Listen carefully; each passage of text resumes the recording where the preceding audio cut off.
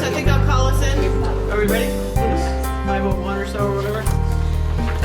So, we have an agenda that I'd like to have our normal approval of the minutes and the agenda. I think I'd kind of like to break them apart into separate motions tonight. So if we could start with, I move we approve the warrants. yes, Second. there we go. Any discussion on the warrants? Wire transfers. And the wire transfers. Any questions on that? Discussion? All in favor? Aye. Opposed? Going on to the minutes. And we had down here to approve January 13, 20th, 27, and February 3rd. Have you all seen them? Yes. Yes. I think they were sent by email to all of us. So, any discussion on the minutes? I move we accept the minutes, and then we can have discussion. That's good. You're on the motion detail this evening, Kim. Anybody want to do a second? I'll There we go. second. Okay, now can We we? got a second. All of Sorry, it. discussion on them? I know you have discussion on Well, I it. have just a question. I feel like when we put down in the minutes and it just says Act 46 was discussed, that's not a lot of information for anybody who's looking for information. I realize it is on BCTV and people could go to see it. So I didn't necessarily want us to go back and amend the previous motions, or minutes, but I did think that from here on out we might look for a little bit more. That's okay for everybody? Agreed. It's just a suggestion, when we look at our goals and stuff in the summer, when we're not full agendas, maybe try to give a little more direction on the kinds of things we'd like to have included, because right now it's the legal requirement, what the topic was, action taken, next item. Right. And if we want to fill in, we'd have to kind of help Jane understand what we're looking for. So it might be something we wanted to talk about. Off the top of my head, without going into it for forever here, but for Act 46, for example, I was hoping we would have noted what the principals were actually looking for and specific comments that you had at our last time when we talked about that. Same thing on the budget, was just a broad, budget was discussed, and I kind of felt like we should say a little bit more. So that aside, anybody else have any thoughts or comments? All in favor of approving the minutes? Aye. Opposed? Minutes are approved. So that brings us up to the actual agenda for tonight, and I let you all know that there was a couple of things I wanted to add that had come up. One is that we want to talk about the recognition of a valued community member, and then we also wanted to do a discussion of Head Start planning and approval from the regional office for this next coming year. So can I have an amendment to the agendas and we can approve the agenda? Amended as stated. Second. I needed more discussion. All in favor? Aye. And so then if you're all okay, I'll move the Head Start discussion to the beginning so that folks that have come to visit, we'll do you guys next on the recognition of a valued community member. And then just to let you all know, we do have an executive session planned for the end of the meeting as well. And the fire discussion and the police and fire discussion happens across there at 6? 6:30. 6:30. 6, there's a caucus, I believe, the Oh. meeting's at 6:30. So there'll be people walking around too. Could be 6. Okay. So I asked Deb if she could be prepared to just give us kind of an update of the process that we've gone through and where we're at in the process and some thoughts as to where we're going. I'll give it to you. So we did submit, Early Education Services did submit our Early Head Start refunding proposal in January. And part of our refunding proposal has been awarded basically the piece that our funding cycle runs from March 1st to February 28th or 29th, depending on the year. And so we have been approved to continue operation from now until June in status quo. And the changes that we proposed in the application are not approved, and we are in the negotiation stage with our regional office. And then from there, whatever we come up with will then be submitted to the Washington office. And so I'm not anticipating any immediate approval. And I am anticipating that there will probably be a give and take, that there will be negotiations that occur. And I say that with a great deal of confidence. I knew that going in, and I also had that confirmed with a conversation I had with our program specialist this afternoon.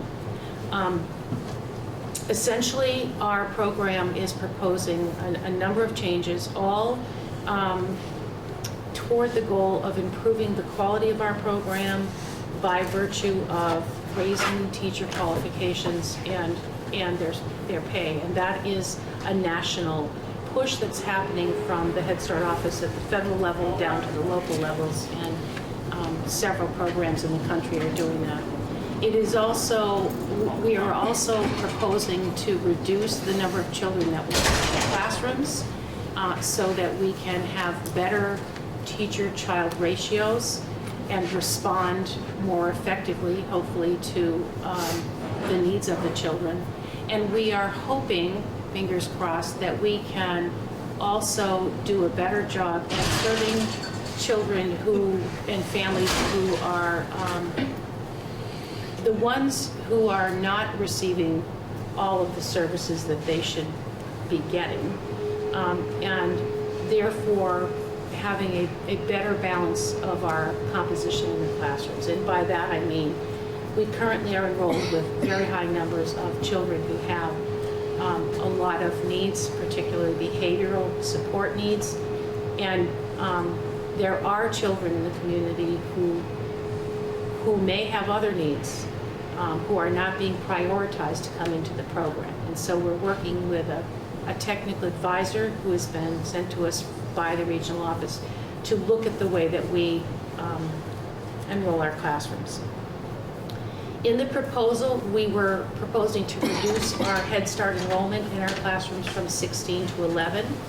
We were proposing to actually close 2 Head Start classrooms, one in Brattleboro and one in Westminster. Actually, the one in Westminster would be converted to an early Head Start classroom. And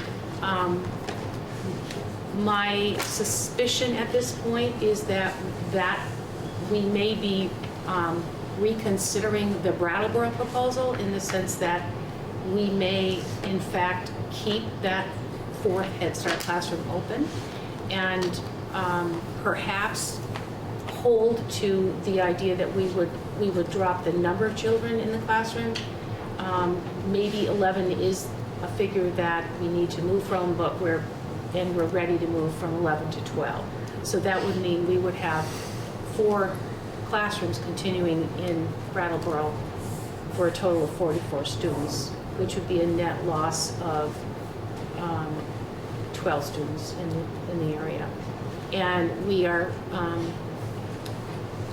holding with the idea of converting one of the Head Start classrooms in Westminster to early Head Start, because there is such a high need there still for an early Head Start program.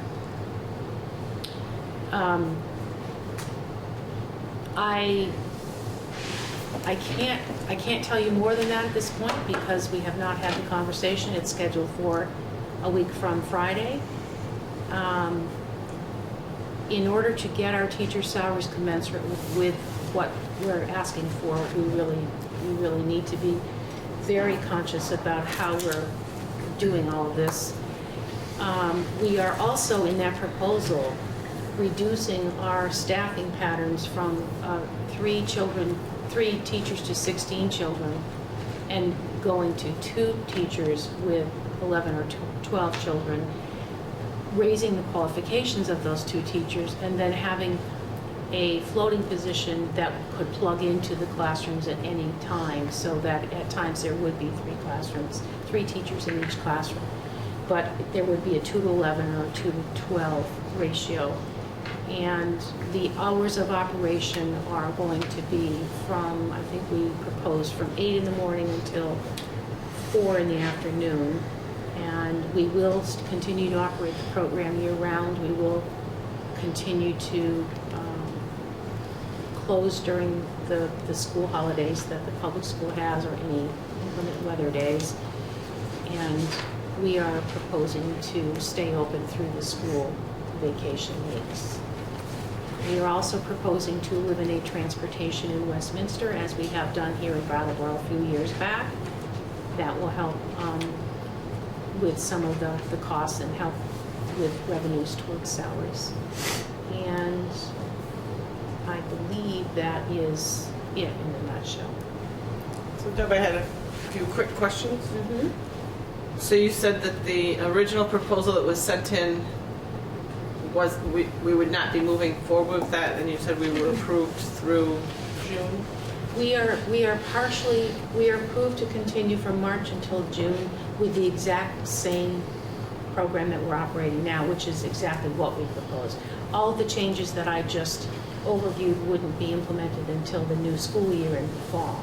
So we have approval to continue, and we have the funds to continue from now until June. That's it. We have that much time to figure out how we move forward. So is it just the regional approval, or is it a federal approval as well? For the piece that we have now, we're approved federally. You should have received a notification. And so the same process will apply when we come to an agreement about how we operate the program from June forward. And so did they deny that portion? No, no, they didn't deny it. It just needs to be further discussed. So it's up to us and them? Yes, it's a two-way process. I mean, at this point, what they're asking for is more. We had support from the regional office in the actual creating of the plan from our program specialist, and then that went to their regional administrator, who has questions. And some of the questions have already leaked to me, and I'm not surprised. And so that's the next step, is to basically justify why we're asking for what we're asking for, but also to be in a position of being able to make some adjustments if necessary. So we're in that position and we're ready. So, And then it will go to Washington. okay. And so then my next question was on, you said a relation, or a student-teacher ratio, I believe you said was 13-to-1? And where are we in Brattleboro in comparison to the rest of the nation? So currently, we run day-long, full-day, full-year programs. Not all the programs in the nation do that. Not all the programs in Vermont do that. And we do that because we can blend state and federal money. And so Head Start only pays for 2 teacher positions, and we're currently using our state money to pick up that 3rd teacher position. And to be able to offer the program, Head Start requires a 4-hour-a-day program. We run right now from 7:30 to 4:30, and we run 50 weeks a year. So we staff that with 3 teachers for 16 children. And our proposal, we are going to drop that ratio to 2 teachers to 11 or 12 children, actually 2.5, because we'll have a floater, and reduce our hours of operation from 7:30 to 4:30 to 8 to 4, so that the teachers have time to team the beginning and end of the day, and to plan and those kinds of things. And nationwide, what's the student-teacher ratio? There is no one magic formula. It depends. Head Start, it depends because it depends on the funding source and how each of the programs blend their money and what kind of program option they offer. But our state licensing regulations say 1 adult for 10 children. So we supersede that, and we are at the top of the food chain when it comes to the teacher-student ratio currently, with our 3 per 16. Many programs do 2, but they may not offer the full-day option or the year-round option.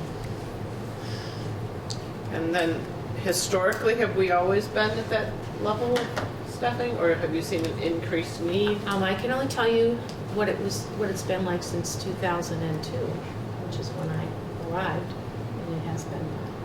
And so have we always seen the need for that 3 to 15? Yes. And then my last question, what is the current open slots for staff that you have? Good question. 10. We have 10 staff positions, all teacher positions open. Teacher, not... Teacher, whether they're lead teacher or teacher. And that's been pretty It's been consistent 10 for a for a number while. of weeks, Yeah. like months, 2 months, 3 months. And the reason we're not able to, there are a number of reasons, but primarily the pay. We get people in, we interview them, they're interested, and then we tell them the pay, they're not interested. Okay, so that was all my questions. I have one question. You say once the plan is formulated and we discuss it, you're going to forward it to federal. Right. Does it require our approval? Yes, Is that it going does. to enhance? Thank you. Yes, it requires policy council approval and your approval before we move it to Washington. Okay.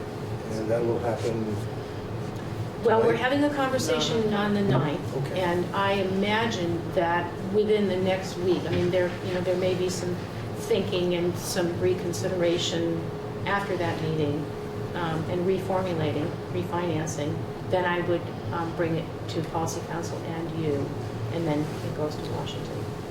Do you have a deadline though? Well, So probably... the deadline would be June, but I have already insisted that it not be that late, because we have families who are wondering what the program will look like next year. And so I imagine within a few months we should know. So you'll probably be looking for us to give some sort of Yeah. approval in April? At our Yeah, April at our meeting? next meeting, yes. Well, we'll have another one in March. We do, My hope- just that but it's short full. meeting before the... My hope would be to have it in time for our next meeting, but worst case scenario, we can wait until April. More questions from you guys? No? Debbie said status quo through June or to June? Through the end of this school year, so June 30th. Okay, so for June. Yeah. Thanks. And now you'd also mentioned to me you might have some changes that you are already thinking of. Do you want us to walk through those? I can say this, that there is new funds that have been awarded to Head Start programs that are currently operating COLA, and that's exciting. I think they're saying 1.7%, which is not so exciting, but it's better than nothing, and it's more than we've seen for a number of years. So that will be directed toward teacher salaries, well, staff salaries. And the other exciting news is that there are new opportunities competitively for increased early Head Start programming in partnership with other agencies. And so I've had a preliminary conversation with Chloe Leary from Winston Browdy to think about the possibility of doing something in combination on their new campus, and it was a very productive, positive meeting. So we're going to continue moving forward with our thinking at this point. Would that be able to happen as fast as next fall? I've been told that money needs to, the awards would probably happen in the fall, and they're looking for implementation a year from now, so in the spring of 2017. Still here a little bit. So at some point, I mentioned this to Deb before, but at some point soon, I think as a board member, myself, you guys could all give an opinion here. I feel like we've talked around preschool in various ways for quite a few years even, of talking about how to combine them more, and on policy council, and I was on there working more closely with the school, and we mumbled about possibly putting something in a preschool into our schools. I'd like to see us actually have that conversation. You're nodding over here. Everybody Yes. else is thinking that same way. But I don't think that's tonight. I would question the space availability. Well, I think there's lots of things to question. you know, but be creative maybe, and maybe have that out there, but I think that's something we could put on our agenda for maybe in April. But it sounds, Deb, like you will still have, if you go through with any sort of a plan, you would still have 12 kids affected, is the current plan? Well, it's hard to know because I don't know where we'll land with negotiations. But my hope is that we would move that number past 12 in the classrooms, particularly in Westminster because our classrooms are small. But were you asking about a net loss? Yes. Oh, the net loss, if we were to go with the Plan B that I just outlined, I think it is a net loss of 12 Head Start slots in the county. So I think there may be some folks that came specifically tonight that wanted to talk about and give any comments. Open it up for public comment on that. You can say who you are, what your capacity is. I'm Janice Stockman. I'm the Early Childhood Coordinator for Wyndham Southeast, and I oversee our public pre-K partnerships all around the supervisory union and also the Triple E program for young children with special education needs. And we have a long-standing partnership with EES Head Start. Many of the children in Triple E attend preschool there. I think one of the questions we should be asking ourselves is what happens to those 12 or more kids who are among the most vulnerable in the community when Head Start is the program meant to serve those kids, plans to reduce their enrollment numbers. And a community conversation could result in some really great ideas for how that might happen. But I think, this is a topic that would be, that has a ripple effect for families, for children, for supports like Triple E, as well as other community preschool programs who will be looked to absorb the loss of slots. And at the same time, there are new opportunities coming through with state money to open new preschool programming. So I don't see it as a loss, I see it as an opportunity and a move in the direction of really having group settings that are a balanced mix of children and new opportunities for families. And yes, those can be in the public schools. So if we could ultimately work toward a plan where that can happen kind of simultaneously, that would be the ideal situation.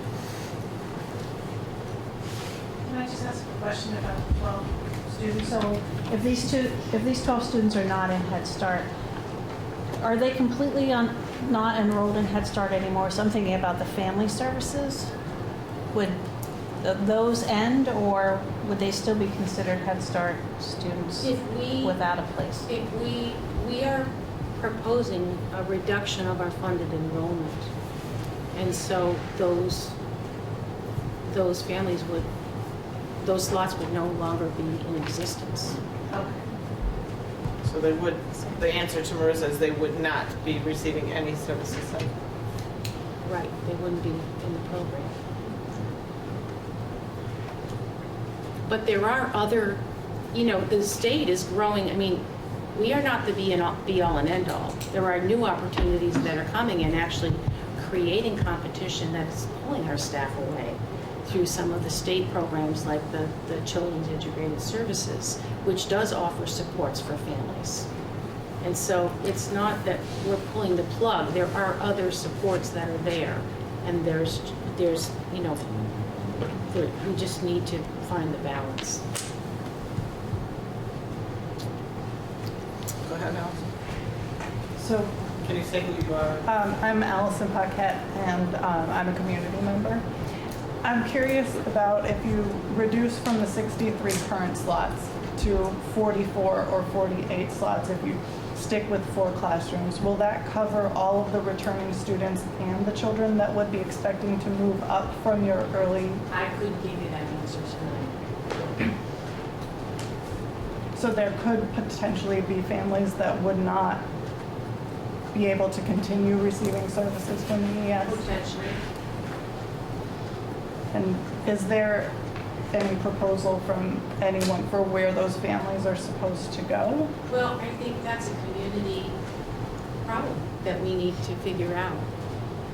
Because we can't be the be-all and end-all. We can't. In fact, if we don't have teachers, we'll need to close classrooms anyways. So we have to fix that problem in order to continue. And this is the way, this is part of the way to do that. But I don't feel that it should be all on the shoulders of Head Start. This is a community problem. There is money out there. We should be talking about opening up new classrooms in the community in partnership with others, in particular with the public schools.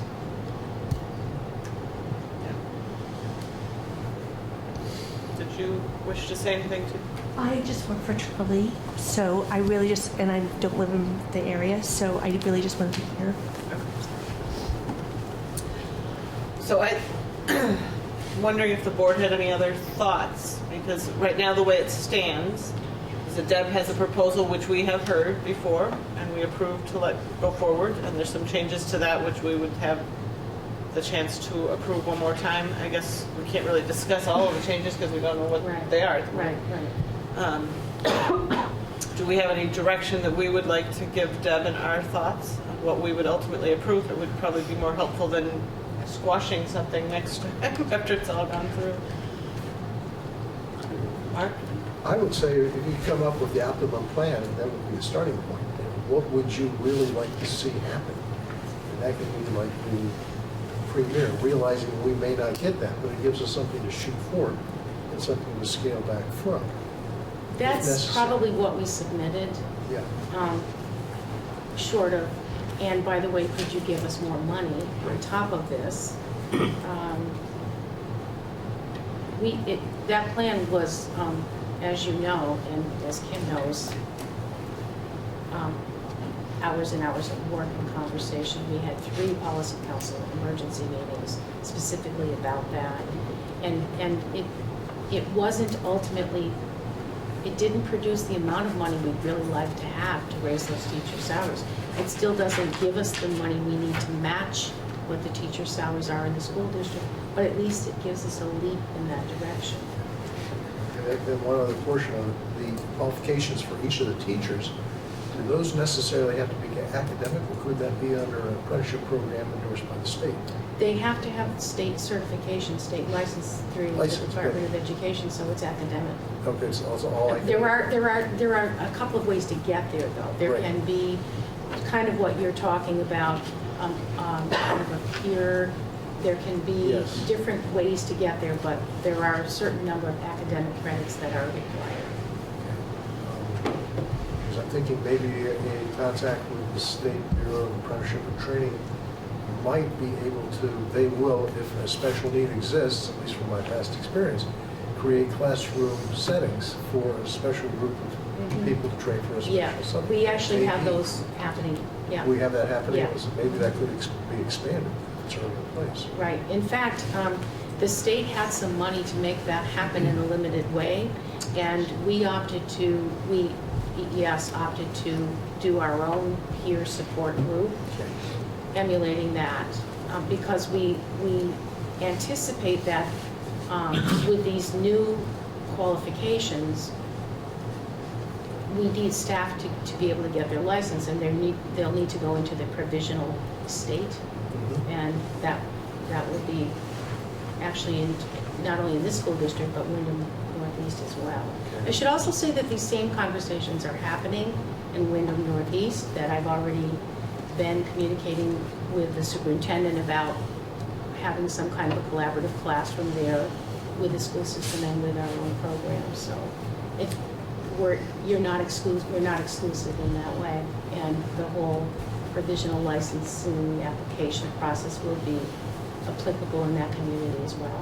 So, but we are working on getting those pieces together, and they're already happening for our staff. Right, that's great. Good. Thank you, Deb. Kim? Well, I know you said, I believe you said that the standard is 1 to 10, one teacher to 10 students? That's a licensing, state licensing. Right. Now, and I know we've been 3 to 16. Mhm. Can we go 2 to 15 or 16? No. Because the behaviors are too significant. Well, building on what Kim has said, if we're possibly getting into collaboration with other agencies, can there not be child assistants that are Well- with some of the extra students? Right now, we have 3 to 16, and we have triple E in the classroom in Right. both of our centers. We have lots of extra support. Okay. We just have very, very high needs students. And this is, to me, where I think the conversation comes into the larger conversation of how to balance out Yeah. the group that's together. I think as school administrators, we need to be able to meet with Deb and talk about, are there things we can put into place to assist these 12 possible students? We've talked before as administrators, people want to have a pre-K in the school, but now is not the time of year that we can plan for that for next year. We would have to start that discussion much earlier. So while we'd love to have a pre-K here at Academy, we're going to need time to plan that and set up for that. But I do think that considering that there's a loss of services for these families as well, it's a wider community conversation. It's not just a school issue. We need to be able to help these families find what they need. Do we play a role in facilitating that conversation, or do we not? Because it seems like just talking about it at the next meeting doesn't allow for this community. I mean, if it's a community problem to solve, then it seems like we should have a community discussion. Community forum that we've had before. And I don't know if that's our responsibility or not, but it just, Well, I know we talked about it last month, and we talked, just as Lyle said, my suggestion was it takes a good year to plan this out. What was And I that, think Deb? it takes a good year to plan out an effective response. And I think it starts with the administrators, as Lyle said, and actually, I think that's on the agenda for our next leadership meeting. And I've been asked to do a presentation. So I think that's a good place to start, and then to let it really blossom from there. what was the other agency you mentioned that was in competition? Integrated family services. Is that, In competition. No, not competition. Well, you said some of the teachers have gone there. Oh, Children's Integrated Services, there has been a statewide organization and building of, it's called Children's Integrated Services, which is a one-stop shopping approach to any particular needs that a family and or a child would have. So it's bringing in representatives from all of the agencies, including ours, but it is staffed with Children's Integrated Services personnel who are housed at the Winston Prouty Center, and their pay scale is higher than ours. And we've lost staffed Triple E, one sitting here tonight, who was an early EES student or EES teacher who went to work for Triple E. So we're competing within our own walls as well. and do the same families qualify for those services in the Yes. same way? Well, not exactly. The children with disabilities that the Triple E program serves are served in CIS when they're younger. So it's not exactly the same kinds of services, and ours are school-based and those are not school-based. So, meaning part of the educational system. So they're outside of the AOE jurisdiction. But it's not just educational. CIS includes social services supports and all of those, housing and all that kind of thing. The things that we do at ES.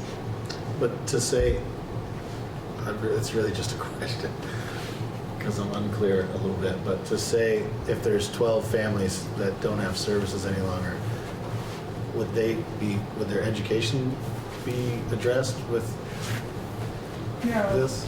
Not necessarily. At the ages of 3 to 5-year-olds, the only needs that they would get from CIS would be if they had early childhood and family mental health needs or the family services. But in terms of preschool education, So while it could be part of the puzzle, it certainly wouldn't fill the gap. Right. It's part of this. Just on that point, and then a couple other thoughts. The gap is actually, the preschool gap isn't as big as the family supports gap, isn't as big as the food and the supports for the families and how to get their kids ready for pre-K and kindergarten. I mean, I think separating it out is fruitless. But we'll leave that aside. I think this is the first time we've really talked about this. Is definitely the first time people have come in and commented on preschool, and we've got a decision ahead of us. I can't imagine that we wouldn't approve your proposal. So I just want to get that out of the way. I don't think we're going to be doing those changes now. It takes at least a year, and I think that's probably. Right. I hope that's realistic. I hope that's not an optimistic plan. And I really was caught by what Janet said about a community conversation to get some ideas and see what the ripple effects of this are. There are, the community is aware of more resources than our administrators would be, or Deb would be, or different organizations would be, and there's the agents, all the human service agencies, all these different food shelf things. I mean, lots of different things going on, and it's not being coordinated and organized around families. So it seems like this might be an opportunity to really look at a community-wide assessment of what the needs are and what the resources are, and then find a way, and the school could be the center of that collaboration, find a way to create that kind of a wraparound service model for these families, which is the only thing that's really going to do it. I mean, it's great to get the kids into school and have great teachers and great programs, but before they get to school, they need a lot, and the moms and dads need a lot before they're even born, and all of that stuff needs to happen all at once. There's a guy, I can't remember his name, Lawrence Lessig, but nobody's probably ever heard of him. He's running for president, and he has 2 issues that he talks about. Of all the zillions of issues, he says the only issues that really matter for our future are election reform and preschool education. Everything else is just bandages on bleeding wounds. Those are the only 2 things that really have any hope of change, of improving things. So this seems like we've got that. I pretty much agree with that, but nonetheless, I think it's an opportunity for us to look at a really effective model for the local community. The state now supports it. We've always supported it. I think this now's the time.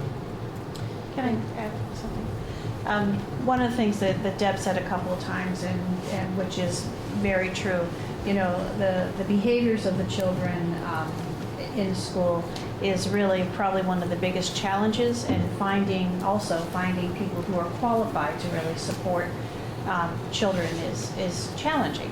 And I feel like as a community, that should be a part of the conversation as we're talking about early childhood, because you're probably more likely to find somebody who's willing to work with school-age children, and much less likely to find somebody to work with young children who really is qualified. But a lot of that, you know, I think it's about parent support as well as working on behaviors in the classroom, because, you know, our parents really need a lot of support. So I think that, to me, that's the bigger piece of the puzzle. You know, early childhood services, we can find those. I mean, you're right, we can find those, but it's how do we really help families, you know, with the struggles that they have. Another unique advantage we have is we have 2 community colleges and the Career Center right here in town. Right. We could start a pipeline process of getting people ready for those jobs. We know we have them, we know we need them, and need people to be trained for them. So speaking of resources, just a couple of things happened last week that I will know more about by the end of this week. And one is that last year, there was a lot of talk about public pre-K expansion, and this school district and EES were eligible candidates, and we worked really hard to, and finally, in the end, didn't apply for different reasons, but not entirely different. And now that opportunity is open again, so we can think about that again. And the other piece is that the Building Bright Futures for direct services monies has been increased for this community. And the parent-child centers, of which EES is one, are the designated recipients of that money. And so I don't know what those dollars are yet. I will have a better idea on Friday. And what that means for this community remains to be seen, but certainly what Marissa just said, the parent support piece, is possibly something we could do. Now, I will say, it's great to sit and theorize about that.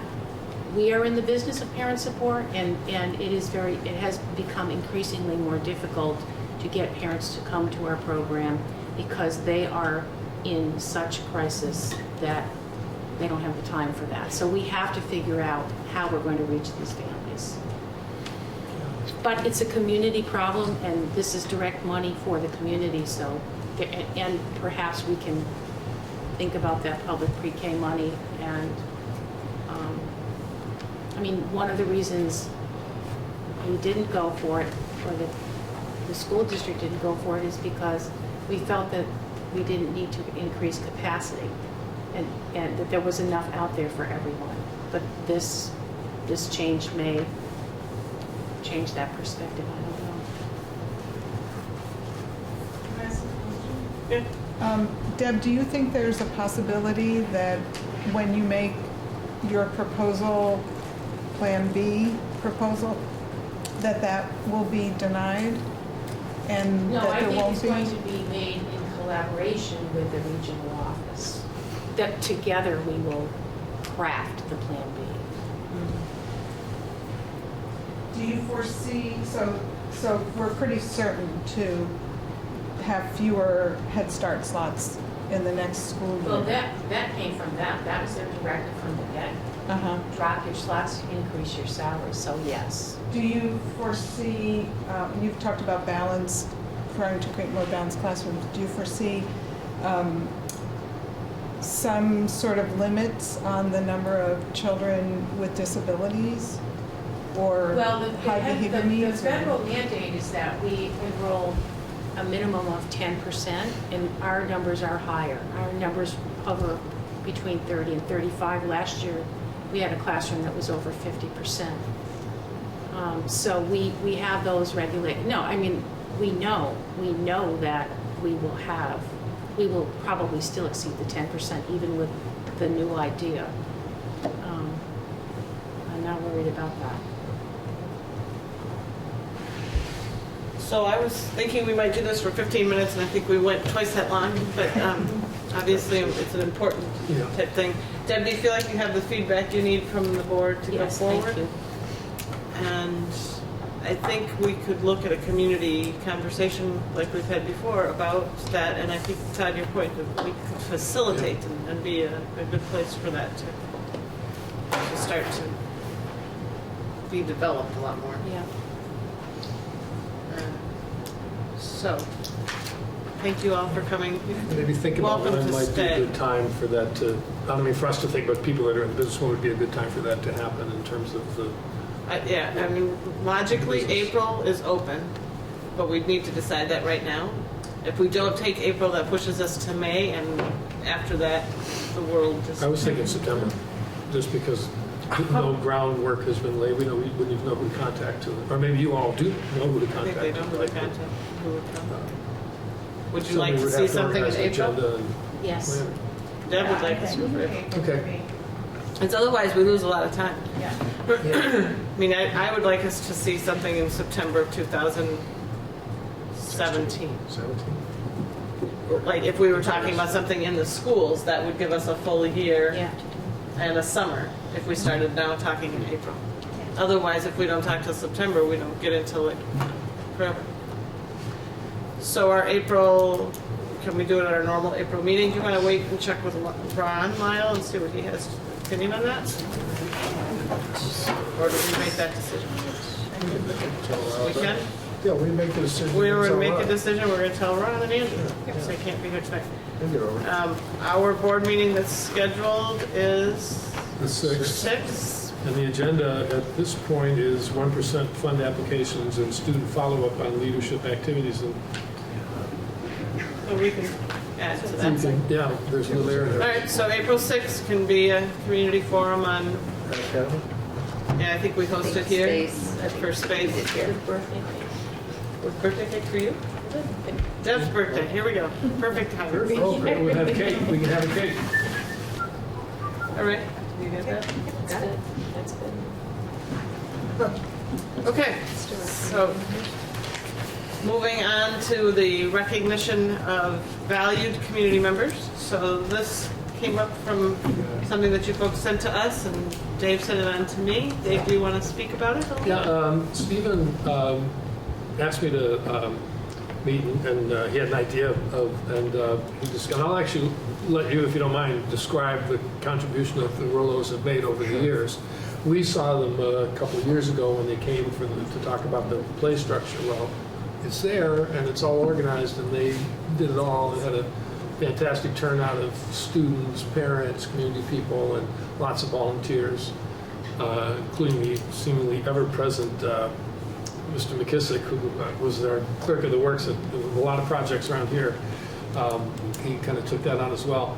And so Steve's got a great idea, so I'll just ask you to describe it. This is not my idea, it's been talked about. Right. I think there's a general consensus in our neighborhood that we'd love to have that park named Rouleau Park. Larry and Lois will tell you, oh, no, don't you, but they're human, and I think they would feel good about the recognition. And they have. I've been in the neighborhood almost 20 years, and they're always active. They're bringing food to a food shelf, or they're organizing a tag sale for fundraising.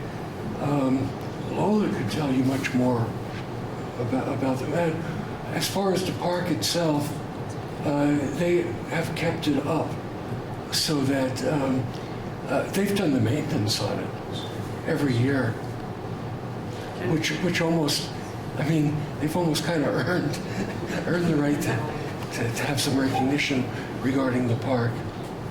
Well, we would like to see it named Rural Park because of everything they have done for the families and the children in that area.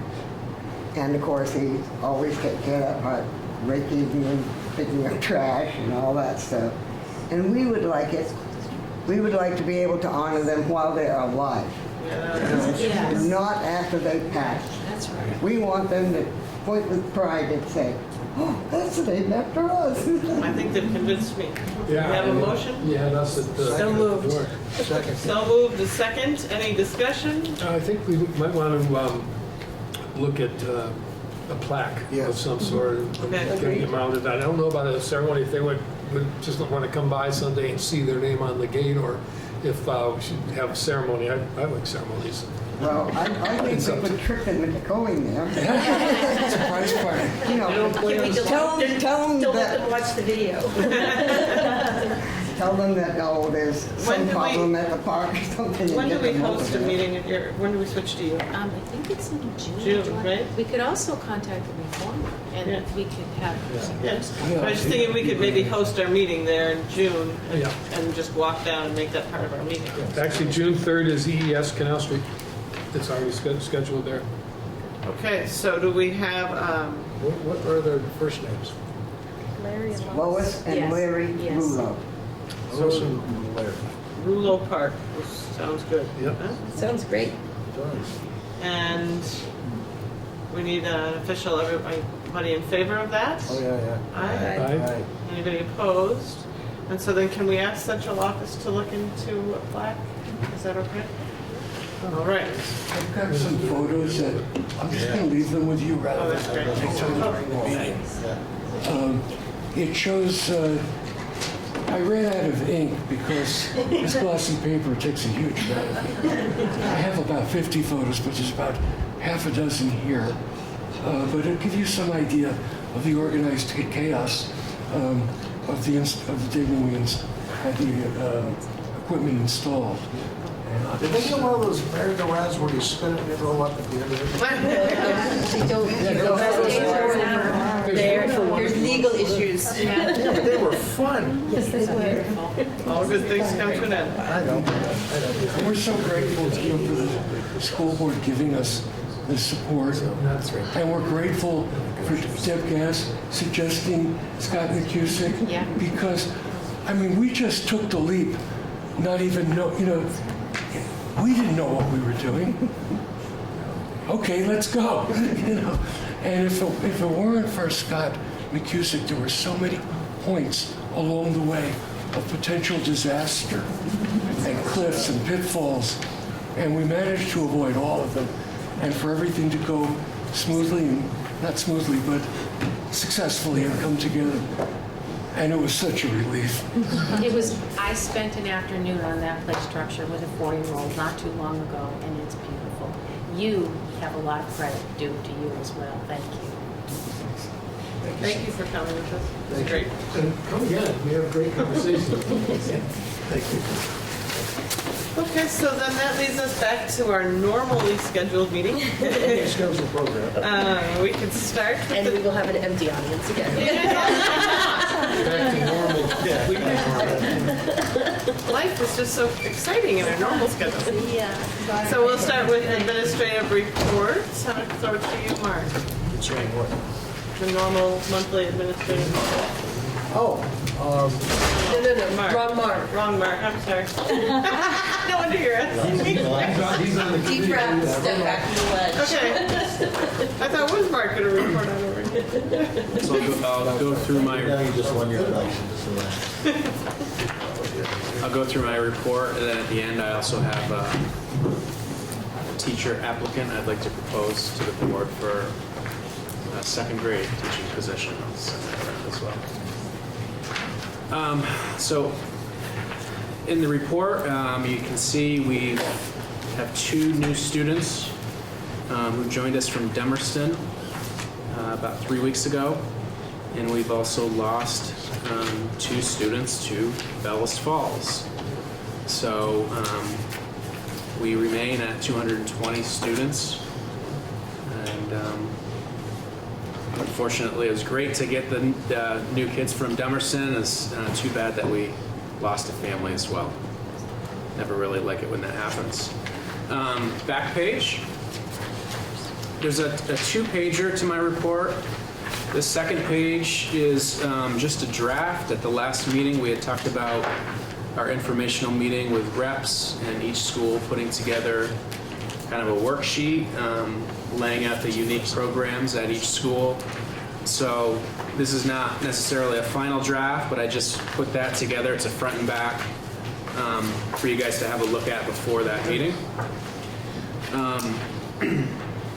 So on the back half of the actual report, just wanted to point out a few things. Our restorative justice program, recently we've had Susan Kay, former state's attorney, visit with us at the school. She has provided a workshop to our RJ students around mediation, kind of the differences between the criminal justice and restorative justice and those practices. And she'll be coming back working with the students again in March. So she came in for about an hour, hour and a half, working with our 5th and 6th graders. And I caught about the last half hour of it, and they were really dialed in and really interested in Susan's background. And so it was a really good workshop, and looking forward to continuing to work with her in March. And thank you to her publicly for going out of her way to do that with us and our students. She's a very busy person. Some programs that we have starting up very shortly. Running club will be starting up in a couple of weeks. And typically our running club, we have anywhere from 20 to 40 kids, possibly 50 kids access that program. What's great about the running club is it leads right up to our major fundraising event, the Tulip Trot. So it's a really nice way to bring an after-school program kind of in correlation with the PTO and the work that the school's doing for the Tulip Trot, which will be coming up in May.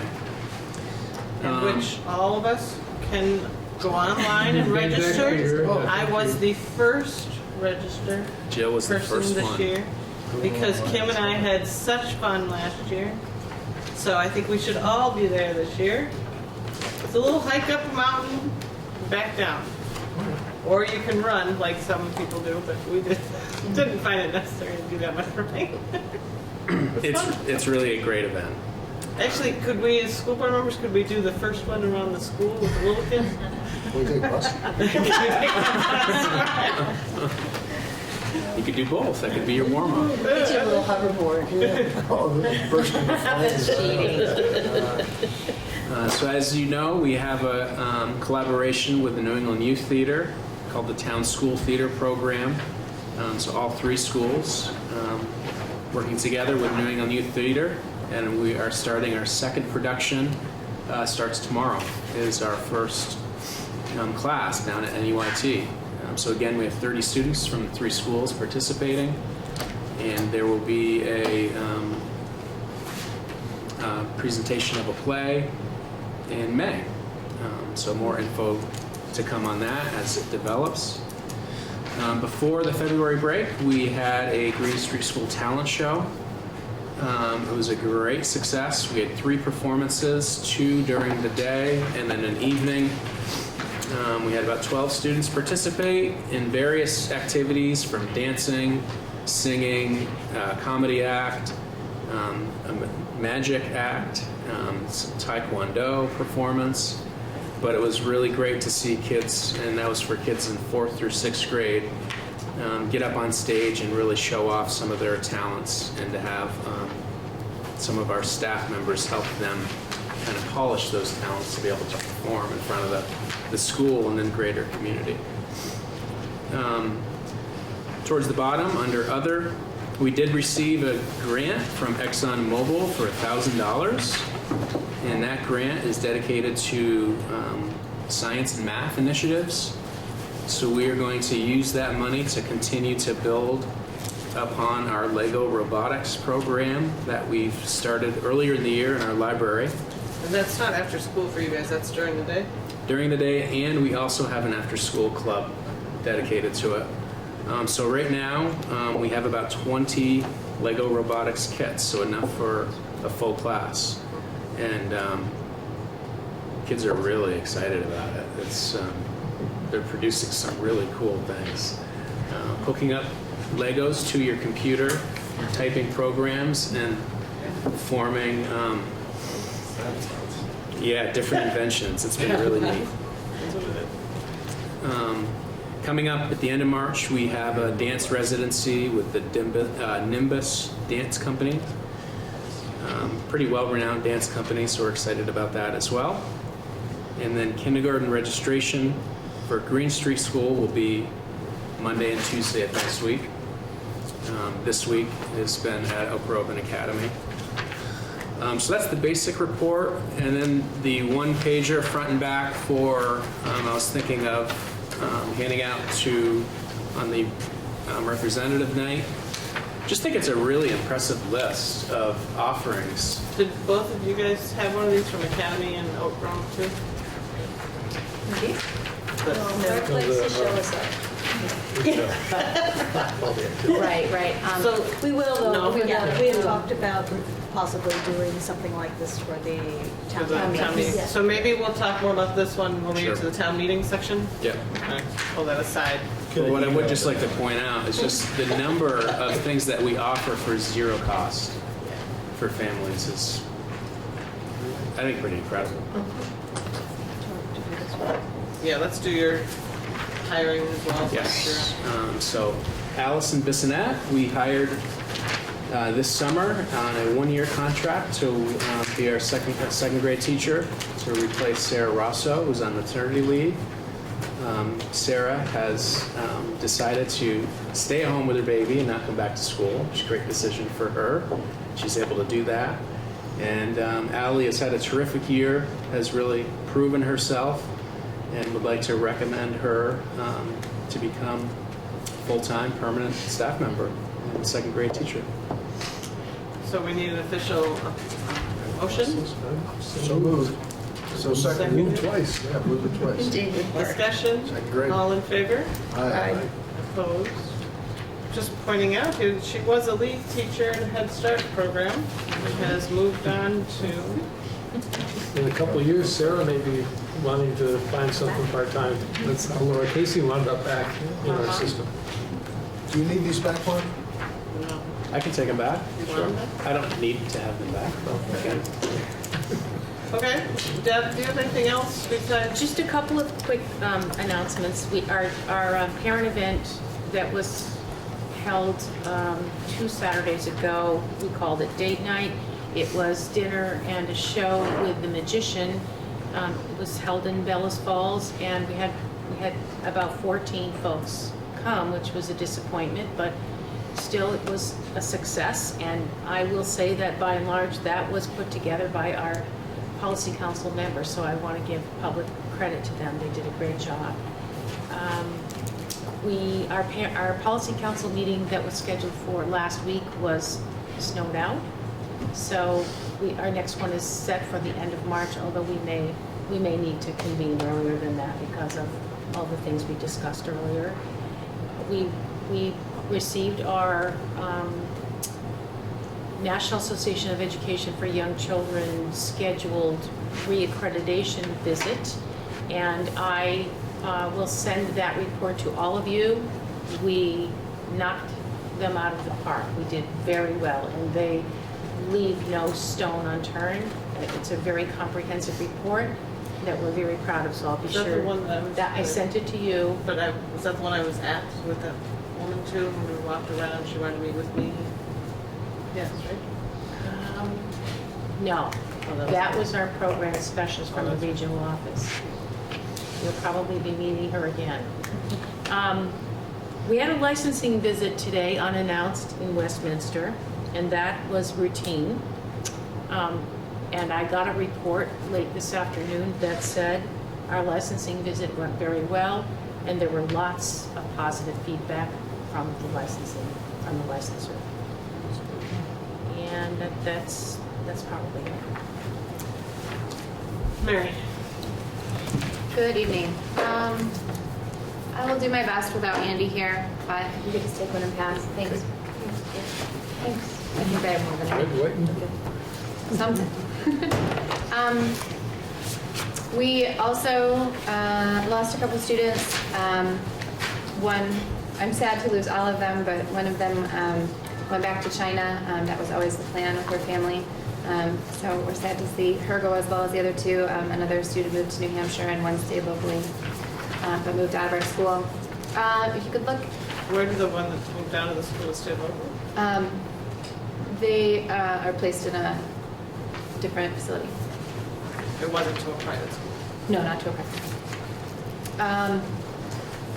And I think that if you would like those numbers, you had asked for students who moved to a private school. I think I can get those for you for next time. If you Well, like I that. think the town is asking for those. The town That's reps right. like to Excuse me. know. Okay. So definitely we want to put that over here on this list too. Will do. So if I skip anything, please let me know. Looking at the second page, some of our after-school extended day programs. As you walk out this door on your way outside this evening, if you want to check out the bulletin board, Amy Major and Eileen Parks did a really nice job beginning to do that. Students that are participating in Annie are featured on that board. The show is going extremely well. They're in the midst of costuming and rehearsing, and all the students are really enjoying that, working really hard. Looking at page 3, Our taste test this month will be beets and rutabagas. I'm going to talk a little bit of food. You know, as someone new to the community, the idea of having young children try different foods every month and the high level of success we have, that is really pretty remarkable. We had our, you know, sort of not the traditional, you know, young He's children. over here mumbling, what's a rutabaga? Right. But that's what I'm saying. I think that this. It's a big, ugly turn. I think that doing this at a young age really is great for the kids because it's an opportunity for growth. I might have asked the same question myself when I was younger. Yeah. Exactly. Yeah. I love it. Speaking of food, and my last, I'm sorry. Frank's had some. Speaking of food, we had our third and final family breakfast, special breakfast, Monday of this week. Can I comment on that? Please. No, Maybe. there were no burritos, but it was like coming into a classy restaurant here. They had it all dressed up, and I had so much food, including made-to-order omelets that I did not eat again until like 4 o'clock in the afternoon. It was lovely. Now, the children did not partake with as much enthusiasm as I did, but they're just picky on nothing. There was, you know, like one of the girls across from me was, I said, do you like that yogurt? It was Chobani yogurt. And she said, yeah, but when I get it, it has fruit on the bottom. I said, well, this one's mixed in. They're just funny. Oh, I know. Hopefully our continued taste testing will work on that. But it was very nicely done. Yeah, exactly. Clean up that fruit. But no, we are, Donovan Hunt and the kitchen staff really did shine at those events, and it was a nice opportunity to come together and see families. Our new school social worker, Jody Mentalki, has started this week. She has attended several things, including our kindergarten registration, which we're in the midst of right now. We had kindergarten families in today. We'll have them tomorrow and Friday as well.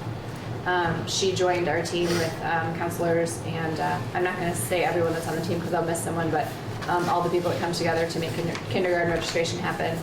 She was part of that team, so getting to know families and working with her to sort of carve out what her role is going to be this week.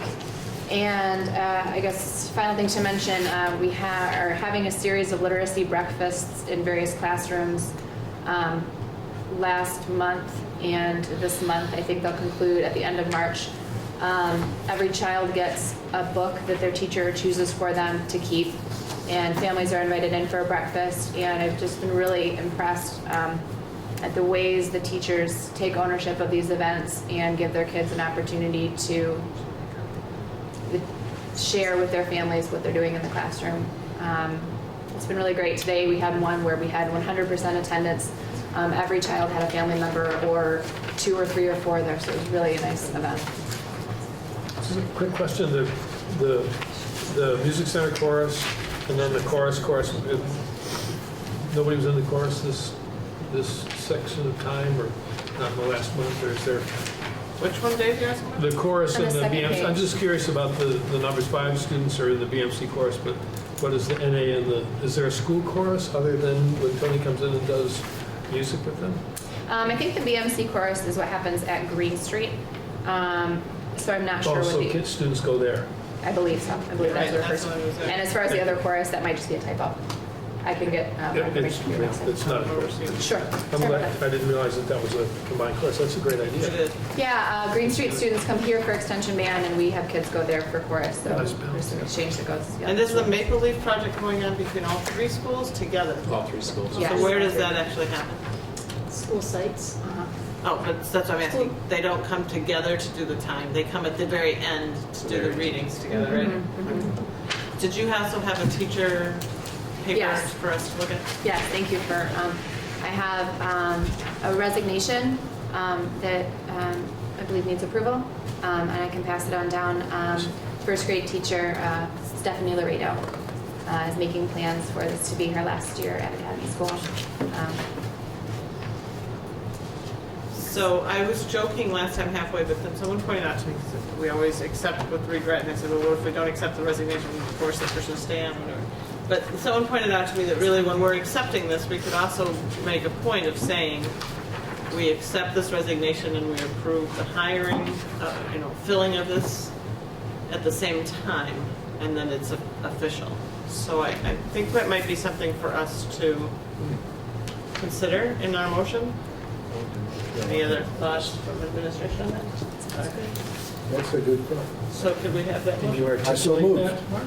You write that So down? moved there. Would you like the motion? It was basically as we accept the resignation with the regrets, we authorize the refilling of the slot the person resigned from. Is that pretty much it? I don't think there's any discussion of a classroom teacher position. Why would you move to North Carolina in August? That's like leaning into a punch. All right, all in favor? Aye. Opposed? Motion carries. All right, thank you. Good regrets. Degrees down there. Jeri, throwing it to you. How you doing there, Kim? Keeping up well? Sense that? Coming your way. One thing, while your papers are coming around, it's always so interesting to hear from Mark and Mary, Andy. I mean, February is just a very short month, but 15 days, and yet the amount of activities that were taking place in 15 days in our schools, quite impressive. So, just so that you understand, under new entries and moved and transfers, the new entry is a 6th grader from Athol, and then you'll see right below that moved transfer, 6th grader back to Athol. I can't really go into any detail about that. It's just an unfortunate situation that happened. It is the very same student. Okay? So is he or she here for very long? Couple days. Yeah. 4th grader, that is homeschooled. This again is kind of a unique situation. We expect that the family is here in a temporary housing. Their family home is in New Hampshire. Mom is on maternity, so now while mom's on maternity, they're at the family home in New Hampshire. They will be returning in April, and so we're basically doing Google Classroom with him, but we have to still identify him as being homeschooled, so that's why he's on the books as transferring out. But we're trying to stay connected with him as much as possible. We expect him back in the spring. We're really excited about that. So just in case you're looking, that's what that's all about. On the back side, just a few things. Our drama club with 17 students. We had actually our 2 performances today. We had a 9:30 and a 1:30 this morning, and then tomorrow evening at 6 o'clock, they're performing a play called Just Like Us. It's a wonderful play really around diversity. I think Andy Davis sent us each an invitation in your emails if you haven't seen your email this afternoon. It just came in. 6 o'clock tomorrow night. And it's free. Sorry, that was just a little, I don't know if anybody else. Toss it in there. I just wanted to toss that in there. Maple Leaf Writing, you mentioned, 7 students. Dad Dinner and a Movie, this is our second, we've had one every month now. And we actually changed it, it's Dad Dinner and a Movie had a nice ring to it, but then we've had some requests like, well, we do have students if they don't have a father, so we've, even though it's still listed here as Dad Dinner and Movie, because we kind of like the ring, we certainly are welcoming to any adult coming with their child to the movie. So last month we had one, and that had approximately 35 students and parents together, so about 35, because we get pizza, we feed them pizza, they have some runaround time, and then they show a movie. This month they had 42. So it's really next month, we have one more to go. So Greg Frost kind of organizes those and does 3. It's a great activity. As Mark said, and I think Mary even said, kindergarten registration. We kicked off on Monday on Leap Day, and we had 14 new students that were coming to register. Oak Grove, we just had 1 registration day, so we had 16 slots, I think, 2 that had to be rescheduled. And so that was my first kindergarten registration, which was amazing to kind of watch, to see the amount of people that come together for observations, for doing little assessments, for putting little gift bags together. I mean, it really is a very collaborative effort with central office and with the 3 elementary schools and a lot of professionals. So it was really fun. Winter sports ended, of course. Detective Johnson from the Brattleboro PD did some follow-up with cyber bullying and cyber safety lessons with our students, in grades 4, 5, and 6, our upper grades. And it was really kind of a follow-up to the work that was done with student leadership at SIT this past summer and in January. So that was a nice follow-up. And the last thing is our PTO had a booth at the Ski Jump this year. Well, I guess they've been doing it for several years now. But this year, thank goodness the weather was great because I worked a shift, and so it was nice and warm. Although muddy, oh my goodness. If you were up there, the mud was pretty thick. But they made over $1,000 for the winter sports program for PTO. So it was really exciting, and it's a fun time. So I think that's what I have. Thank you. Okay, so then I'm going to go to Lyle. All right, thanks. So I have some report outs on 1% from Stephanie Laredo on behalf of the Academy first grade team and their work that they had done over the summer. And that was looking at Rigby and Good Habits Great Readers, story elements, citing evidence, parts of speech. So there's a report on that. There's also a 1% report out from Deb Cardane.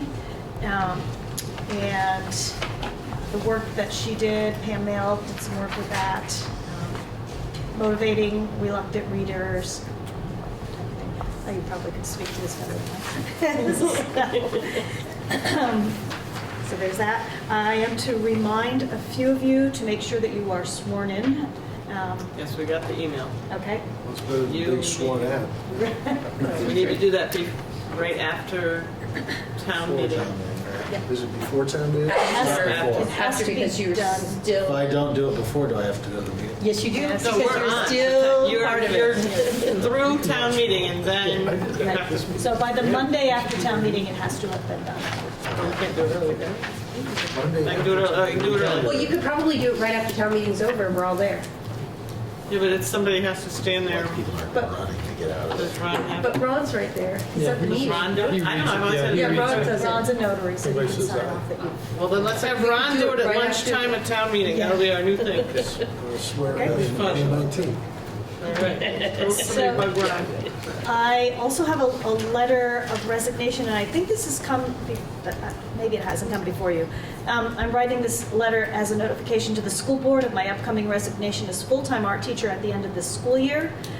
Based on my discussion with Superintendent Staley and the principals of both Oak Grove and Green, it's my intention to continue to teach 2 days a week, 40% at Oak Grove, as I've done in the past, and no longer teach the 3 days a week at Green Street. As part of this transition, I'll continue to work full-time in both roles for the first 30 days of the 2016-17 school year in order to assist getting the replacement at Green Street acclimated to the role. I want to thank you very much for your time and support in the transition. I've thoroughly enjoyed the many years I've spent as an art teacher in this community, and by enabling me to reduce my hours and gradually transition into full retirement, I look forward to several more years before I'm fully retired. And this is kindest regards, Kathy Kratz-Allen. So I'm assuming that the principals of Oak Grove and Green Street are all up on this, and that was a deal you guys all worked out, right? Yes. Surprise! Surprise! Remember Jeri? Smoke till readers. Okay, So you would accept with regret the 60%? Is that a refillable in light of our recent, And we regret. right, is that in the budget already for next year as replacing the 3 days a week? That's the way you had it in the budget, right? No change already? In the budget, it's just as a full-time person. So what we would be getting is 2 people to fill 1 position rather than her full salary. So it's covered in the budget. So I think the motion would be. motion would be to regretfully accept the resignation for the limiting of the hours and to authorize the refilling of the position. Second. Of that partial position. Yep, the bars. So Green Street will be hiring an art teacher for 3 days a week. Second, Yep, I did. is that a discussion? All in favor? Aye. All opposed? And one last thing, just a friendly reminder, central office curriculum assessment, we're always happy to gather and provide data information for you. We're not all listening. But it Not all needs, listening. okay, I'll start again. Hold on. We're always, central office, the administration, curriculum assessment are always happy to gather and share data and information with you, but it needs to come as a request through the board level, not as individual level. So we've had a request. I'm not sure how you want to move ahead with that. So this request, anybody remember requesting anything? No. Request for what? Data? Data from the central office. Was that the note that was? Yeah, I sent an email to you and Frank yesterday. Right. Okay, so it needs to come, Yes, or something. I've asked for Act 46 stuff, isn't it? So, but I guess that would come through Act 46 if we've been asking for it there, but, so we need to ask for it officially at the board meeting as a board, is what central office would like us to do, which makes sense. So Dave, what's your official request? Let me find let me see if I can find it in here. I was watching the TV of the Act 46 meeting, and Frank mentioned, I can't think of exactly the wording, so let me see if I can find the message. This is our latest Act 46 over in... Yeah, I think so. Oh, that's my phone. My phone. I'll kill it.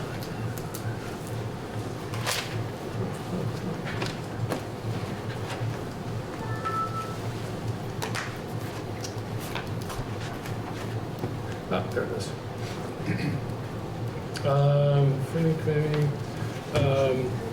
Frank mentioned Frank mentioned extreme variation in proficiency in math, literacy, and science, consistent over the years among the elementary schools.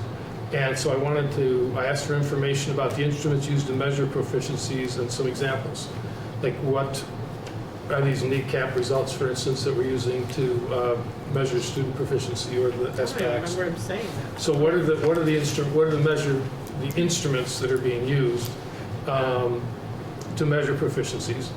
And I also am interested in seeing I'm curious if the SU compares performance of students from the towns in our high school classes. Do we have any data on that?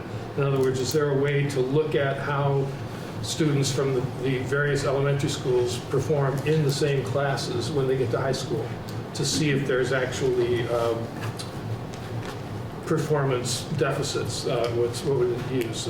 Extreme variation in proficiency when they get to algebra or social studies or third year French. Are there really gaps there that show up in high school? It would be kind of hard to find out because you have so many options of what you can take. So to respond to that last, we do not collect that class by class information. But it's available if we wanted to look at it. I don't think so. I You was don't in have records of students' grades in their towns? You probably do, but It's not compliant. I'm not sure who would have that information. Yeah. I guess someone would have to go through student by student, compare their town and look at their grades. At this point, there's nothing that I know of that's set up to do that. But Dave, how could you compare fairly anyway? Because you could take accelerated math, or you could take regular math, or you could take AP. So compare the kids that took accelerated math and see if if there are none from some school that do well in accelerated math. And it's been quite a few years that we could compare, so that even though there's some variation each year in the cohorts, if we looked at those numbers across a long period of time, and there was a consistent, because we hear anecdotes, but if there was a consistent pattern of, say, Dummerston students regularly doing poorly in high school English at whatever levels they take it, and just combine that data and see what if there is really a pattern of inequity. in terms of high school performance, because that's what, they all go to high school. The elementaries that send kids to middle school could do the same thing with the middle school grades. But those are the things that we're preparing them for. And if we had enough data and took the time and basically hired somebody to do that, we could find out if there really are inequities. So hold on. We have someone who used to be at the middle school that might be able to answer. Is there any of that sort of thing being tracked at the middle school level for coming out of the elementary schools? Well, it's probably a little bit easier. It's not necessarily being tracked. I mean, because, what the middle school will do is, when they're trying to go through taking incoming rising 7th graders right now, if they're in the transition process, they're going to take a look at students from the different schools and kind of divide them up so you don't have all Oak Grove kids on one team and Green Street on another. So, so I think it's a little easier, but really when they come to BAMS, they're considered to be on a team and they're BAMS students, and so they look at BAMS data collection. Probably more so in 7th grade. That might be part of discussions with gaps, just like we do now with vertical team discussions, and looking at students and where are their gaps, what do they need, not necessarily what did they not get at a particular elementary school, or oh well these guys went did great, but it's really more that what are their needs, and yet or what are they really excelling at, and how can we challenge them and keep pushing them forward. Does that answer your question? And we keep common data, K6, K8, on literacy and math with Ames Web. We're measuring it 3 times a year. As a leadership team, we're looking at it a couple of times a year to see, what's happening in schools. We're looking at it by gender, by free and reduced, by students that are identified as special needs. So we're disaggregating that and comparing it. And every teacher in every school would look at their school-based, and every principal looks at a couple of times a year the full SU data. So full SU would compare school by school. But we don't do that at the teacher level. We do that usually school by school at the administrative. So with those, could that data be somehow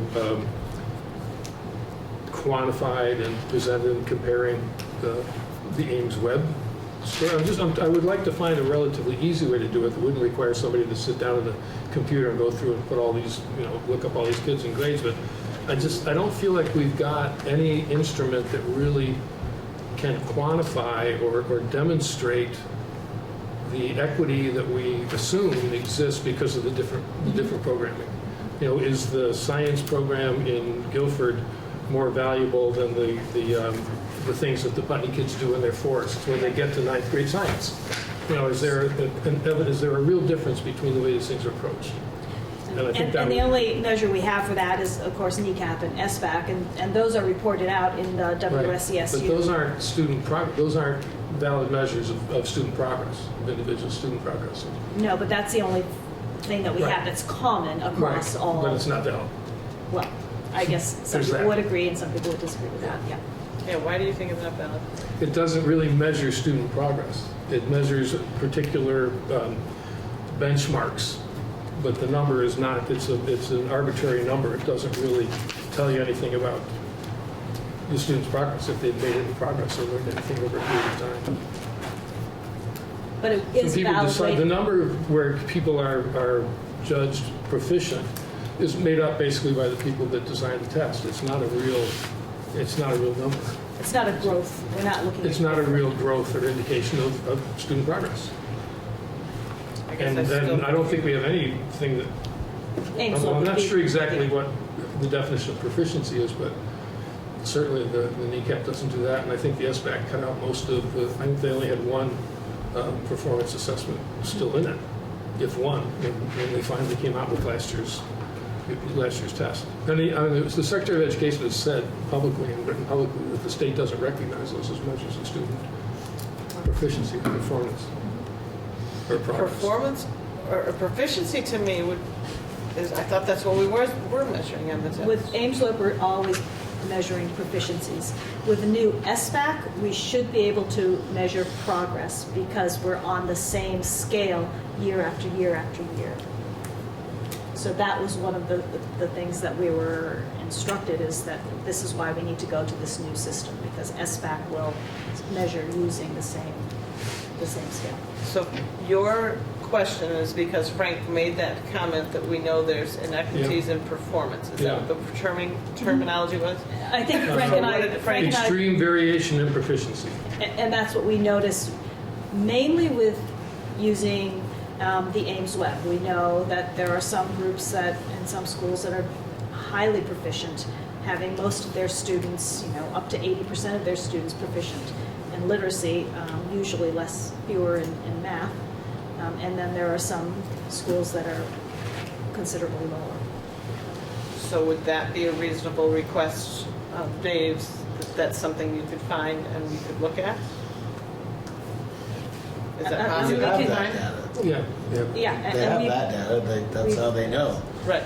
The different schools But take the say that test. they and could they- find and give to us. We could share with you the data for AIMSWeb, because that is the one common K6, K8 measure that we use. Okay, so then before you write it down, the rest of the board wants that, yes? Dave's suggestion? I don't think that answers Dave's suggestion. He wants It's a to, start. I mean, I don't know if it's possible, other than hiring some tech person to go through and look at all those grades, but that would be a place where we could at least look. I think the other thing, I think that you said that was really, I hadn't just ever thought of it in that way, is that there are these inequities, and they follow the pattern of the kinds of programs have been implemented. Like, are these people doing team leader or teacher leader program?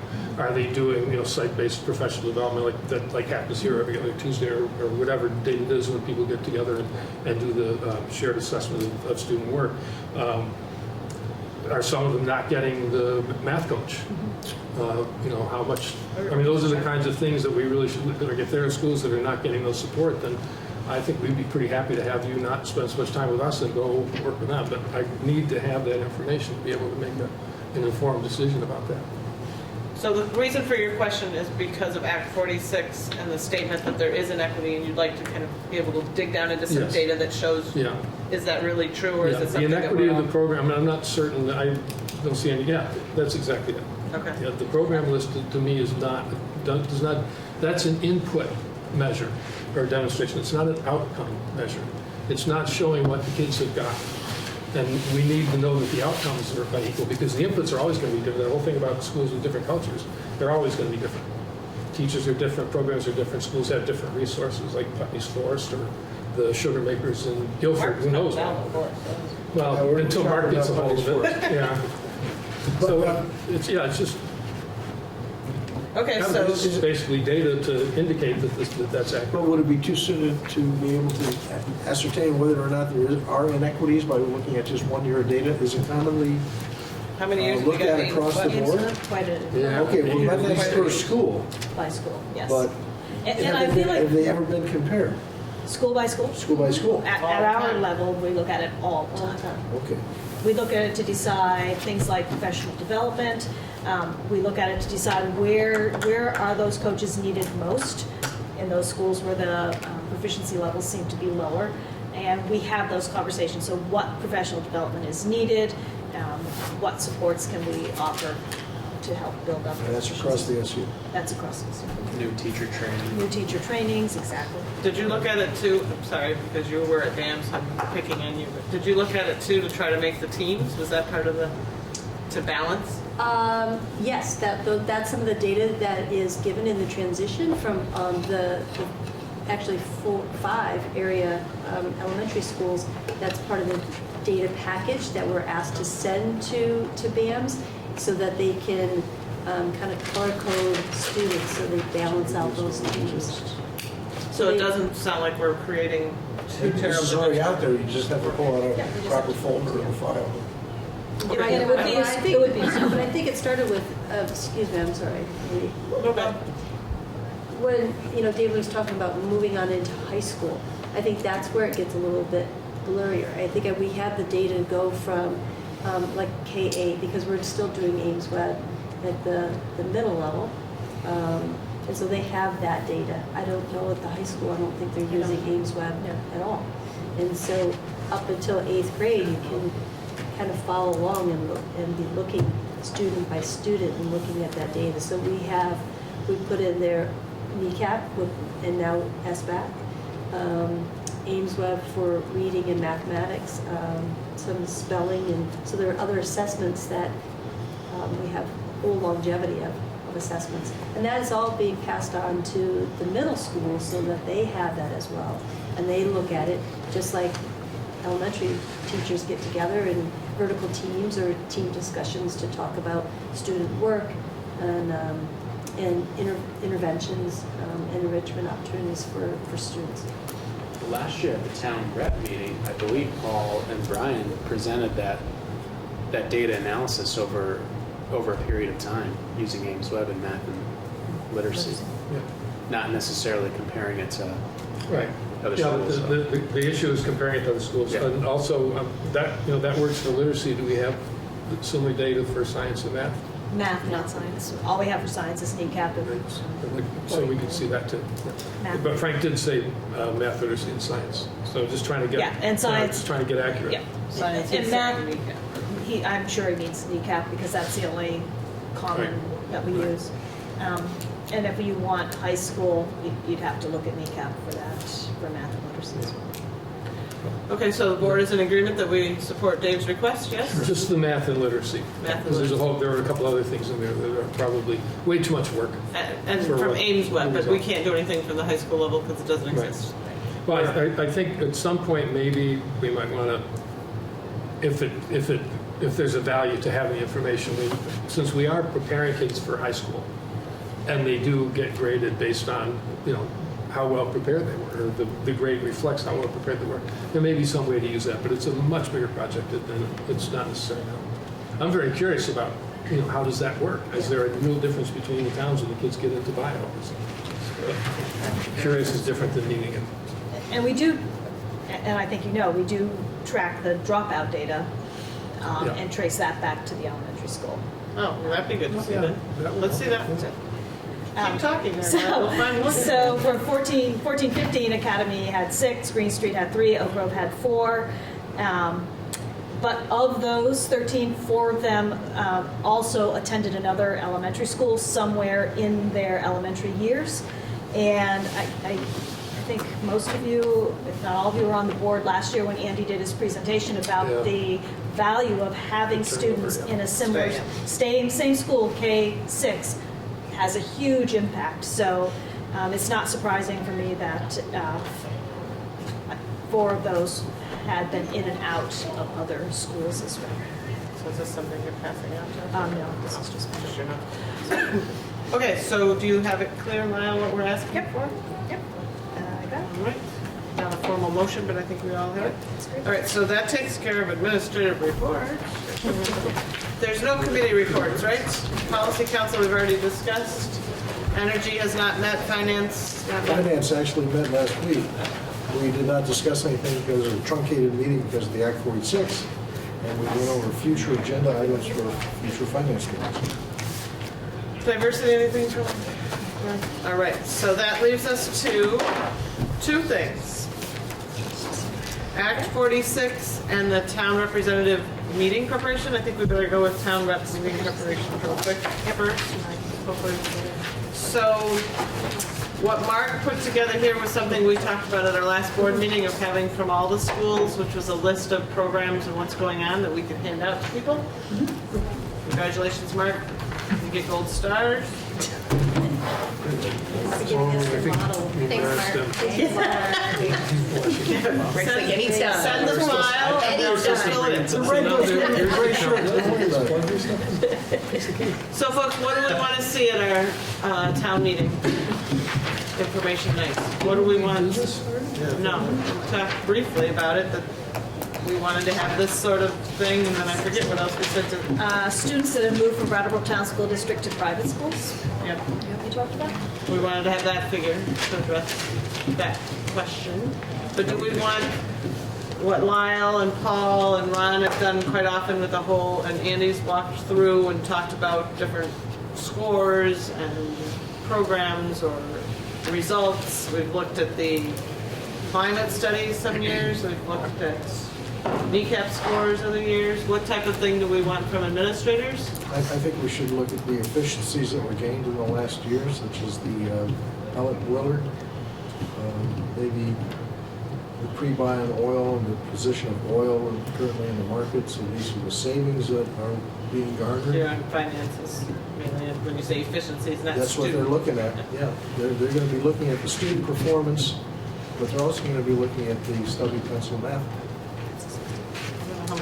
Since we've got that, 634,000 in there for the Green Street boiler, it'd probably be a good idea to address that and also. What do we have?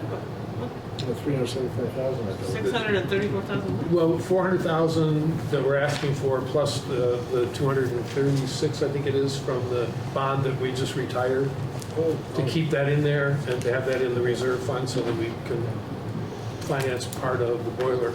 So that is a definite question that came back from the finance committee. I think all of you saw that. Oh, yeah. Which was, what was our rationale at arriving at the number that we did?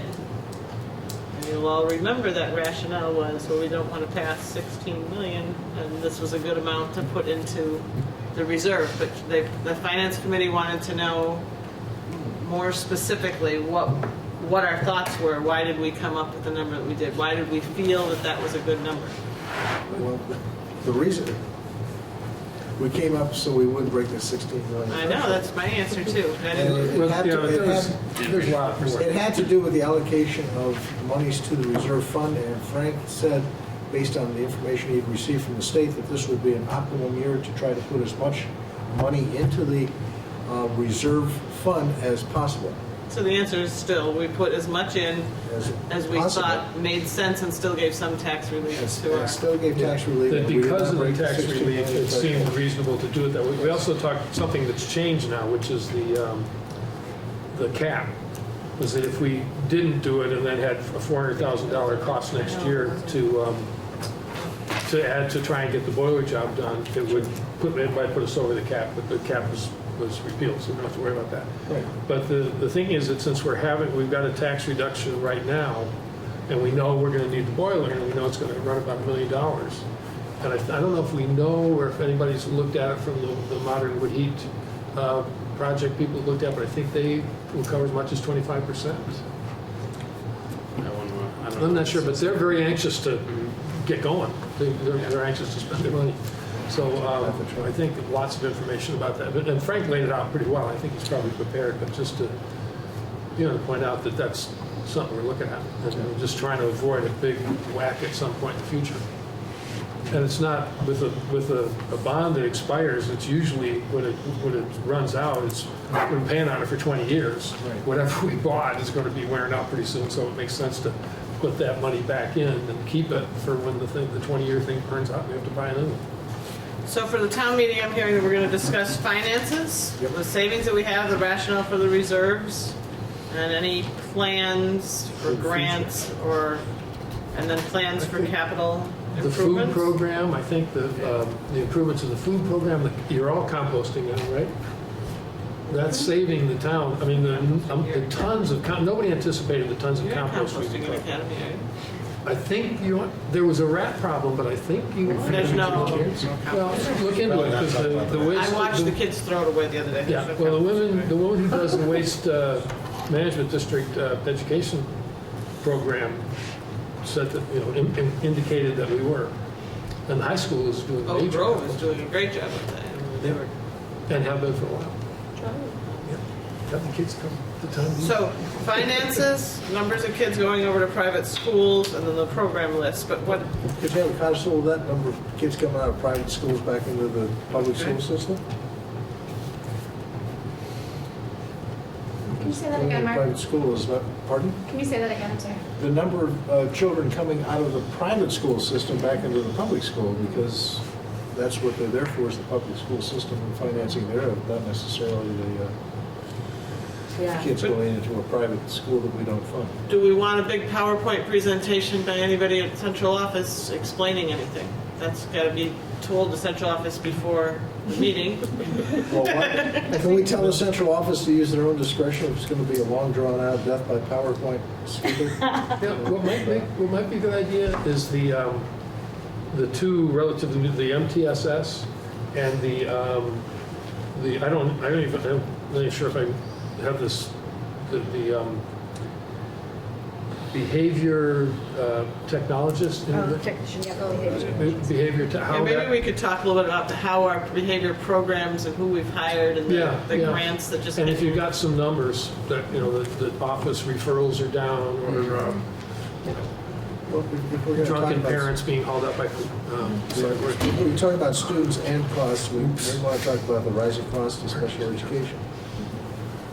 And how that is. Or is that part of the efficiencies because we consolidated special And education? that can be part of the efficiencies, but, we have to point out the fact that part of the rise in the school costs are because of the rise in the number of students requiring special education. And we have no control over that. So it seemed very powerful last year when we showed our homeless numbers, That's what I was our just getting at. brain Deb had a bunch of numbers. data. So I'm sitting here and I'm listening and I'm thinking, nowhere have we talked about the preschool population. And that will come up. Oh, And it won't just be Head Start. We have partnerships with pre-K, preschools in the community, and they have to do teaching strategies. Well, I mean, that's more developmental, but I think we have to start focusing on that population in some way in our presentations. we might even want to intentionally. feature that this time, since we know we're going to be talking more about preschool and trying to get a lot more attention. Might want to. And feature for me means 5-10 minutes because we're going to be. Or start with that and then do other things. So what do you want to, I mean, and it shouldn't just be Head Start. It should be our public partnerships, Well, can because we're. Janice Invite them to talk? come. Yeah. Janice could say something too, right, from Yeah. her perspective? I think the thing that was really powerful about the document we got from you last year was the number of single moms that are getting psychiatric services, the number that are single parents, the numbers that didn't finish school. There were just some really Yeah. big So is numbers. that what you want from Head Start, or do you want I think teaching we want strategy to. goal data? I don't remember what that shows, but I mean- think we want to show what, not just the start realities, but what we've done that's positive to Yeah. affect it. Yeah, we can So- recognize. And that's the where strength of MTSS and quantify. the STEP program. Yeah, and I mean, we do that in Head Start. We have our own behaviors, but we, so maybe maybe I could just talk like 2 minutes for me and 3 minutes for Janice That'd be about what happens in Head Start in terms of our program data, that's what you're speaking to, and what our reports look like and what our gains look like, maybe in some kind of a 2-minute summary. And then maybe we can prime it that in April we're talking more about how we can coordinate even more because obviously the community has large needs and it can't all fall on Head Start. And how we can try to balance that out, working within the public schools, and we're starting to really look at that in April. Come here, discuss at the community forum. Okay, 2 minutes. This is all in addition to the principals talking about extra programs and stuff. That's not. They weren't necessarily going to talk, they were going to hand it out. It's gonna be Hand out. And, Yeah. I think we're gonna come out. So far, we haven't asked them to talk at all. So should I just? Take a day off. I just happen to believe that all those programs are also the response. Like we always talk about what intervention are we doing and what, and the theater is an intervention. And these student surveys that we get back and the numbers come back higher each year since over 2 years I've been here, but I think it's important to say that the tax rate has gone down a little. We have a little bit of savings, and we're still offering all these extra things because it really, to me, is the structure of all these extra programs that holds kids and even some of these kids that struggle and need more specific academic and behavioral interventions. It's also school climate that allows them to access some of those interventions, in my opinion. But I certainly wouldn't want us to walk through all of that school climate data again. No. Right? We could, the three principals could, have a little narrative, a little blurb, and then reference the the extended day programs that we offer and the leadership opportunities for kids.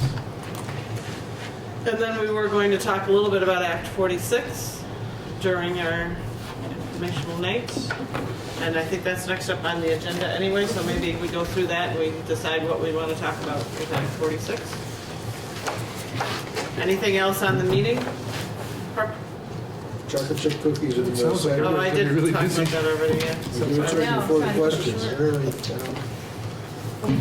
At least it's on bigger paper. So this was a handout that Ron asked me to give you. It was what Amy Amy went through Amy Ellis. at the last Act 46 meeting. Amy Ellis, Christina worked. Amy and Christina. It sounds like, David, you watched it. Yeah. Todd, I don't know if you Yeah. had a This chance. But The it's latest Act 46 meeting. Yeah, they got it up just in time. What? You didn't watch it? It's That was really, last meeting. it's really compelling, and so are these meetings. It's really great. Yeah, we're compelling, all right. They just stay home and watch your meetings instead of coming. I cannot believe we're compelling. People are out there right now laughing their heads off. Compelling TV, they're saying to you, David, they've got a drama to send you to watch. So there was a group, were you part of this group, Jill? The original group, but then this was Amy, Alice, and Christina. Okay, that reviewed each of the options because it sounds like at this point that the accelerated is probably not going to be the way that they go. There is still some debate among people on the study committee whether or not we continue and take it to a vote, but that decision is still hasn't been made. But in anticipating that we need to look at other options, that small group put together this chart and it just, the options are... I would disagree slightly with that. That we did it based on the discussion for Todd and Dave that weren't there, that in order to take the accelerated merger to the public, all of us agreed 2 meetings ago that we can't say it's the best option if we really haven't spent any time looking at these other options.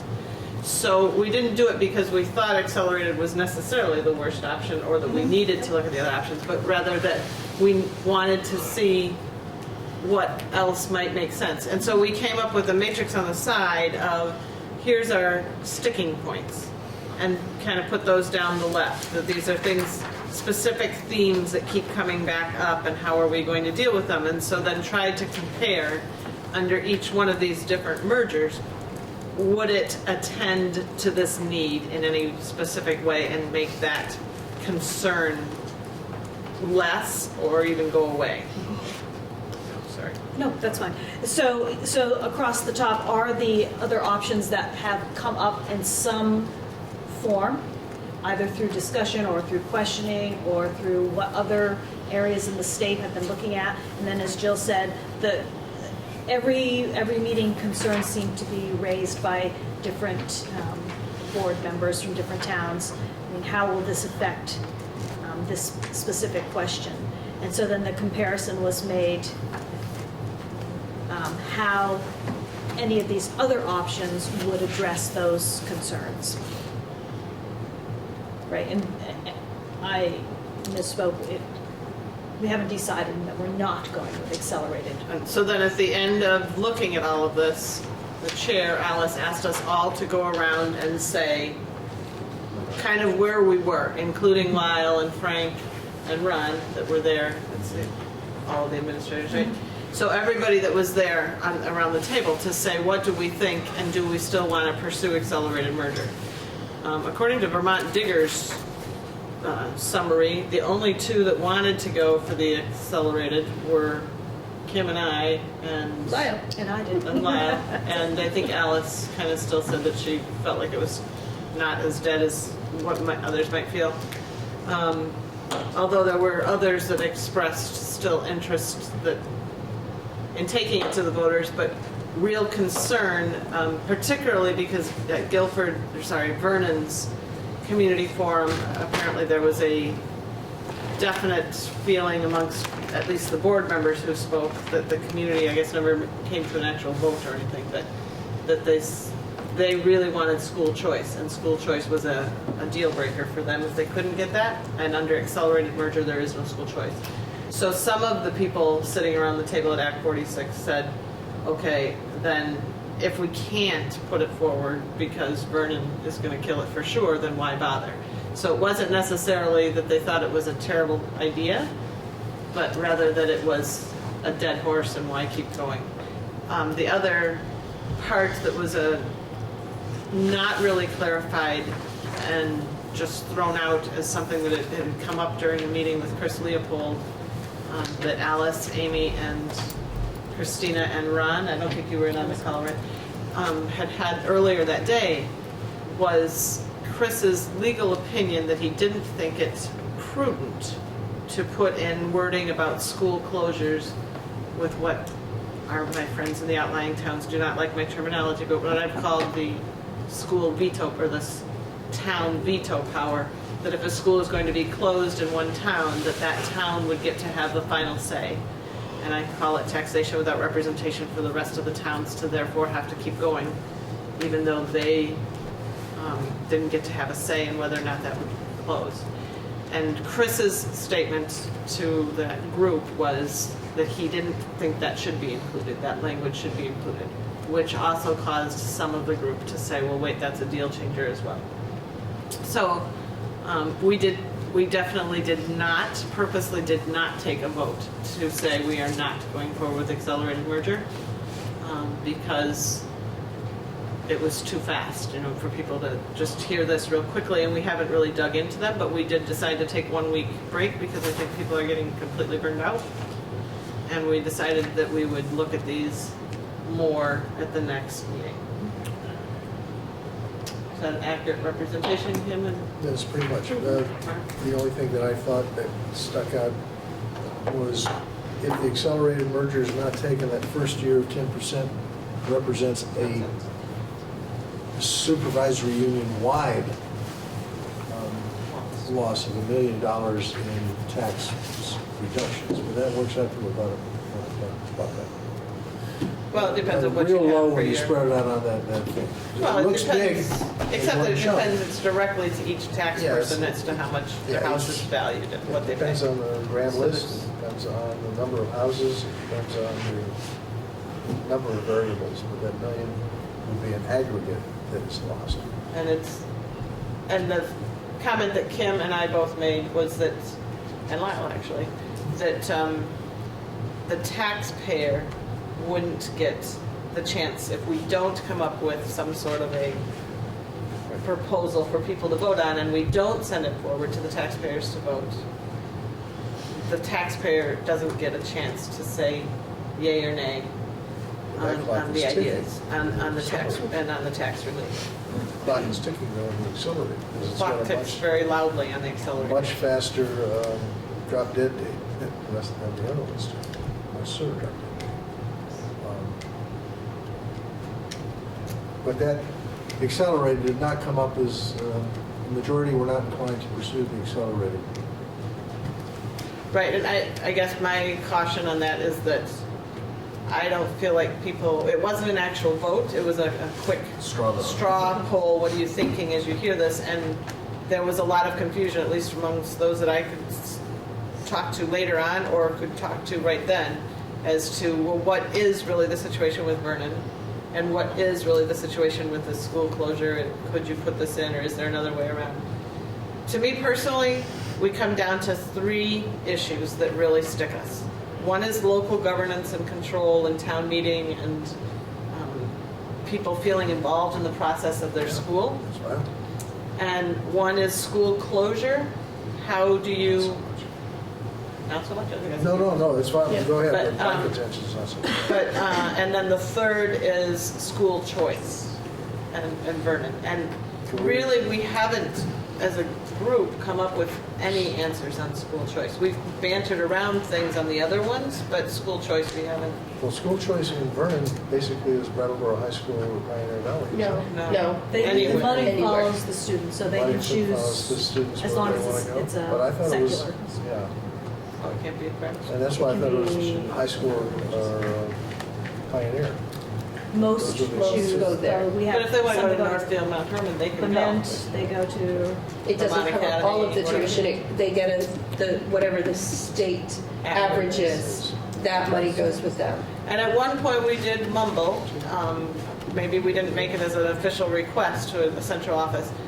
If we gave everybody in the supervisory union school choice like Vernon has, and we assumed, what do they say, 30% is what goes from Vernon to a different school? seems And fine. if we assumed that level, or I think we said Vernon was 30%, but if we assumed 15 or 20% or something, what would that number mean if that many students left BUHS? We It did, was about 10% that go private. I don't know. About 60% goes to BAMS, BUHS, and then about 20 or 30 go to Pioneer. That sounds right, but I think the number that we were bantering about, that we were thinking, well, if we were to try to run some numbers, but I'm guessing that central office didn't think that that number was worthwhile looking at or something, but we didn't make it a specific request still of going in and looking at that number, but that's the only thing that we've talked about was school choice that could actually address that question.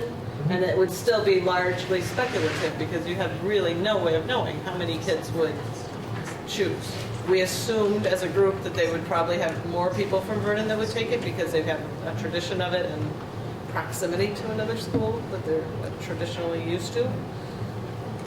So I remember discussing thinking less probably is overall.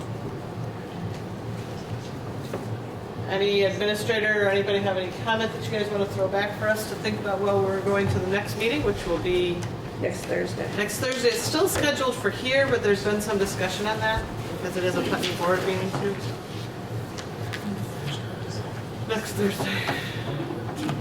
Is that basically, that summary is what you present to town meeting? Is that this? I don't know what we present at town meeting. I was just going to give you guys the update. What do you guys want to talk about at town meeting? It'll be different after another meeting, so I think an update of I guess so. what's gone on, and then respond to questions, see what people say. So town meeting is the 16th at 5 o'clock here.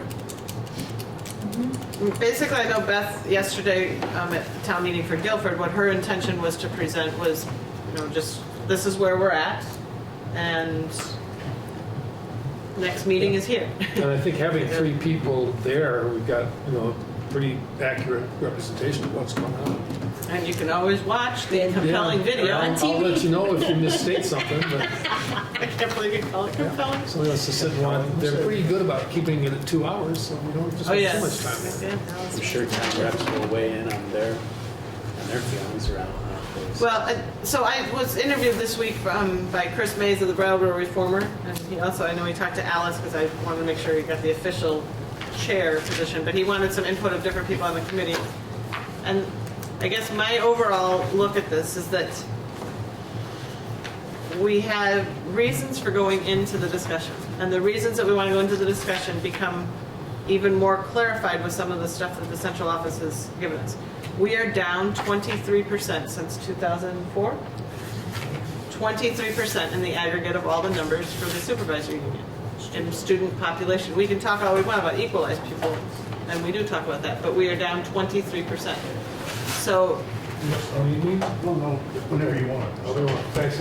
so if we're down 23%, and staff is our largest factor, and staff salaries continue to rise because that's the fair thing to do, and the student numbers continue to go down, we're in a reality here. That, to me, that's why I went into this discussion thinking we could find some cost savings. Brattleboro is in a better position because we have higher numbers than the outlying schools, and we have 3 schools. So we have Share options. teachers when we need to, i.e. the art teacher. And we have options that the other schools don't have. And to get the equity in giving those options to the rest of the district or the rest of the supervisory union comes better to me, my way of thinking, when we are together. So you come down to those 3 issues that we talked about before. What do we do with school choice? What do we do with the school governance or local control? And how do you manage that? And how do you deal with school closure? And to me, when we get done with this all, I feel like we're making a stew. And everybody is not going to get to put everything they want into this stew. And everybody doesn't get to take out everything they want from this stew. And when we get done with making the best stew that we can, then there's going to be some people who are going to hate it no matter what because they're vegetarians and we put in meat, or they're allergic to carrots and we put them in. So there's going to be some people we are not going to make happy no matter what we do. Can we make the majority of the people happy? Can we talk about, what's the best tasting stew for all of us, and can we get back some input and change some things in the recipe according to what the townsfolk have to say, and then we get to have it approved by, I guess, the Board of Health before we can sell the stew and actually have it. But I think that, to me, like Kim said, I personally think we got to send it to the voters to let them have, this was the best stew we had, and let them have a say, because it's their money that we're talking about. With that, they will bring it back to us. To me, that's where we're at, but whether we can all get there or not, I don't know. One of the meeting before the last one, I listened to when that came up, about taking it to the voters, and I think Christina from Dummersted said something after, I don't know if it was Ian or Kim maybe, that, I don't remember, somebody said that we really should give people a chance to vote, and she pointed out that she couldn't, and I think this is kind of the way I do it at this point. I don't know what we would ask them. I mean, all the information that we have about, and the lack of information and the misinformation that we have about Act 46, you can't put all that into a ballot thing. So would we ask, would you like to save 10 cents on your taxes next year and not describe anything? Or would you rather not and save 8 cents the following year? Or, I mean, I just don't see how you can describe But that's equity. mandated. What's that? It's mandated what you ask. Do they vote up or down on the accelerated merger? So how do you explain that compared to all, her point was that, how do you ask somebody to make a decision on that when they don't know what the other possibilities, other options are, which are starting to be laid out on the sheet, but I think it's going to take a long, I mean, we couldn't give people this.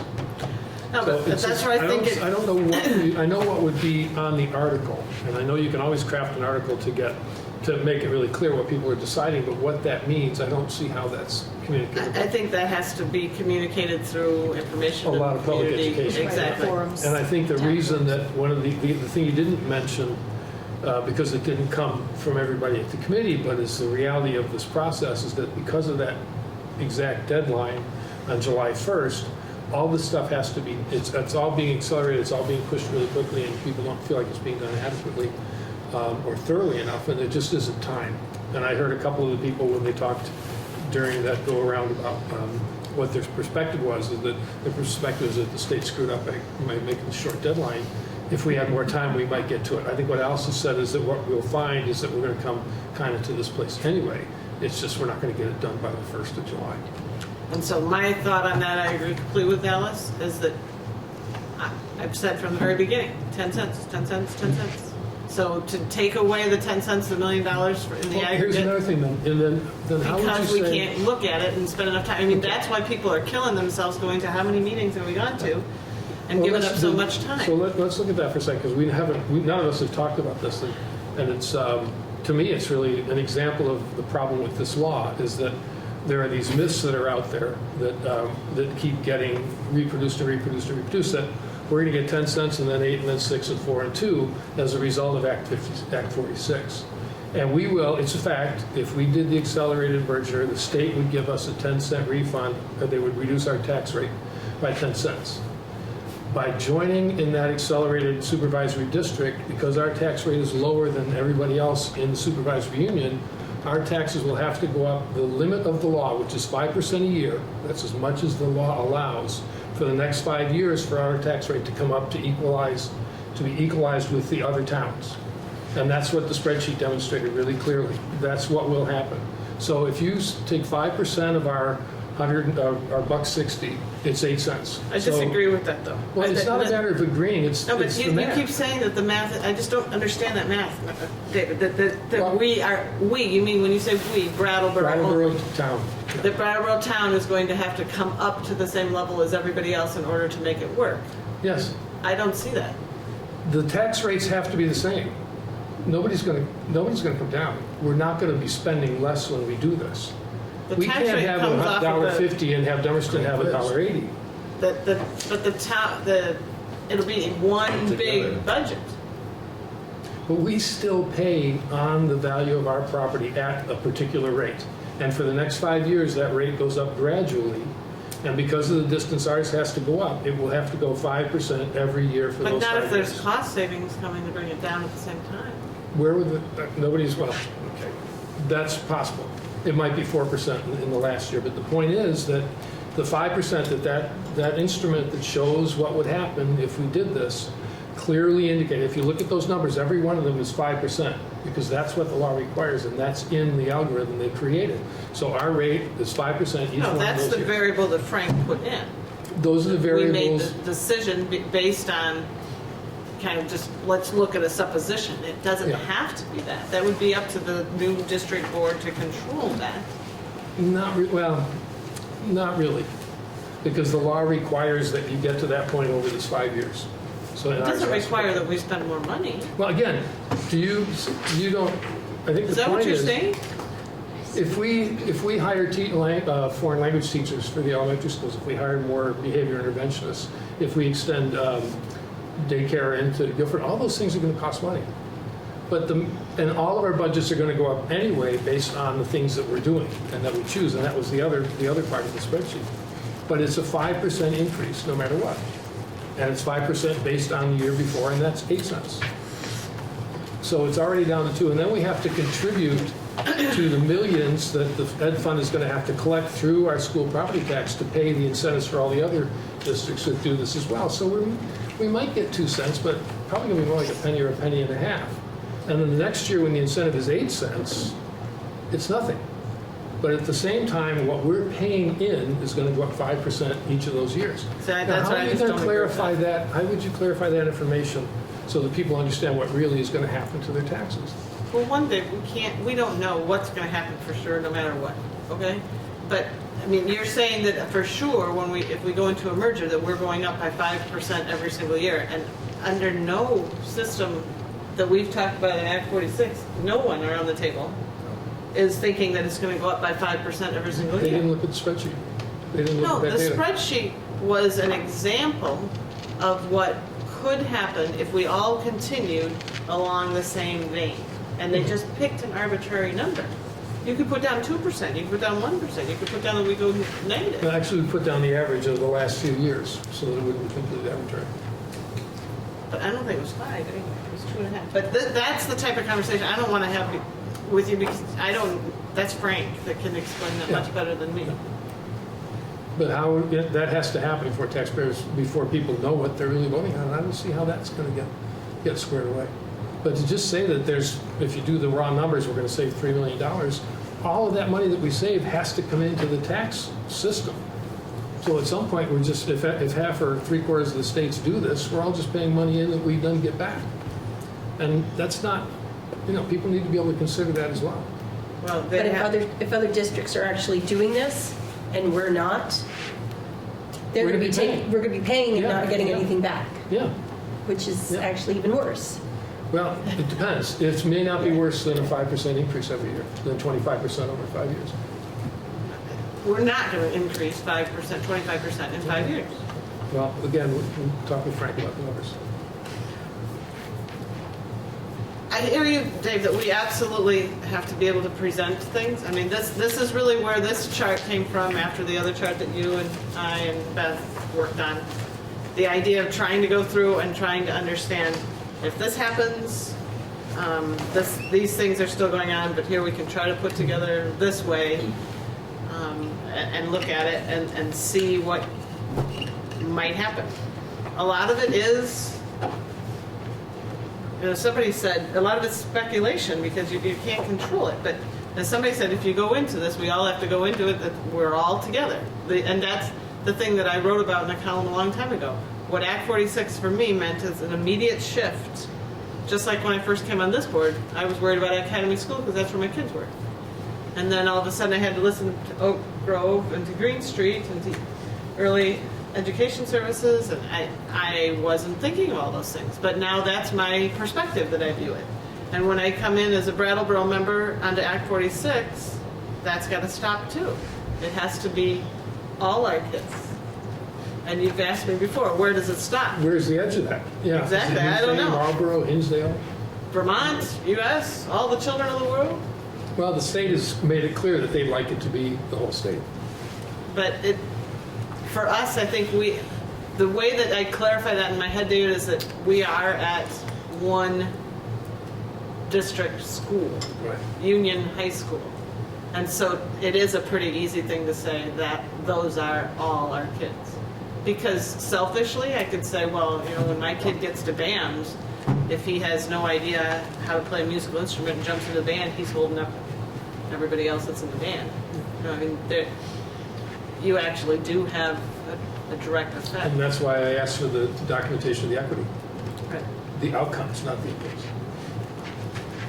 And that also, that needs to be really made clear as well. And it's a very complicated thing and a very meaningful thing they're asking us to do. It is very meaningful. And they're giving us a few months to do it. And I think that's, that was another criticism that came out at the meeting that probably should be articulated as well. Just the one final thing that it's hard for me as a person to listen to sometimes with these criticisms of it's going too fast and people haven't looked at it and we don't have time. We don't have a lot of time. Absolutely don't have a lot of time. But those of us that are on this study group are killing ourselves. I know. And so when we ask them to raise our pay, and when they say, we don't have enough time to look at it and we should just throw up our hands, I feel like saying, well, then give me back all my November, December, January that I've spent on this, because we're trying to get there and we're trying very hard to do it so that we can give as much information and walk through. And I think central office staff is to be publicly congratulated, because it's a heck of a lot of things that we've asked for, that I've asked for specifically to poor Frank, but that just... But you and all the other chairs, too. To try to come up with this and to figure it out. I think we ought to thank the public administrators. I think we ought to castigate the legislators that voted for this damn thing for not showing up at our meetings to try to explain it. How's that for the readers? Having to try to understand it has been difficult.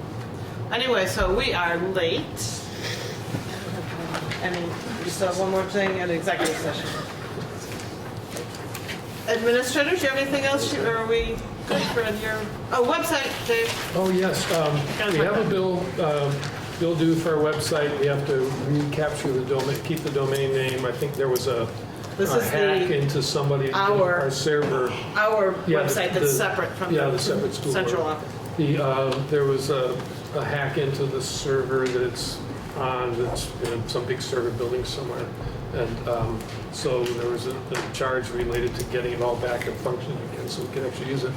I haven't looked in a while, but the first year we had about 300 and some people that came and visited, but there's very little activity. We don't get emails through it, which we'd hope that people use a lot. So I'm just wondering if we want to, if it's done what we want it to do or not, and if not, we want to consider letting it go. Any discussion on that, or you want a motion to discuss?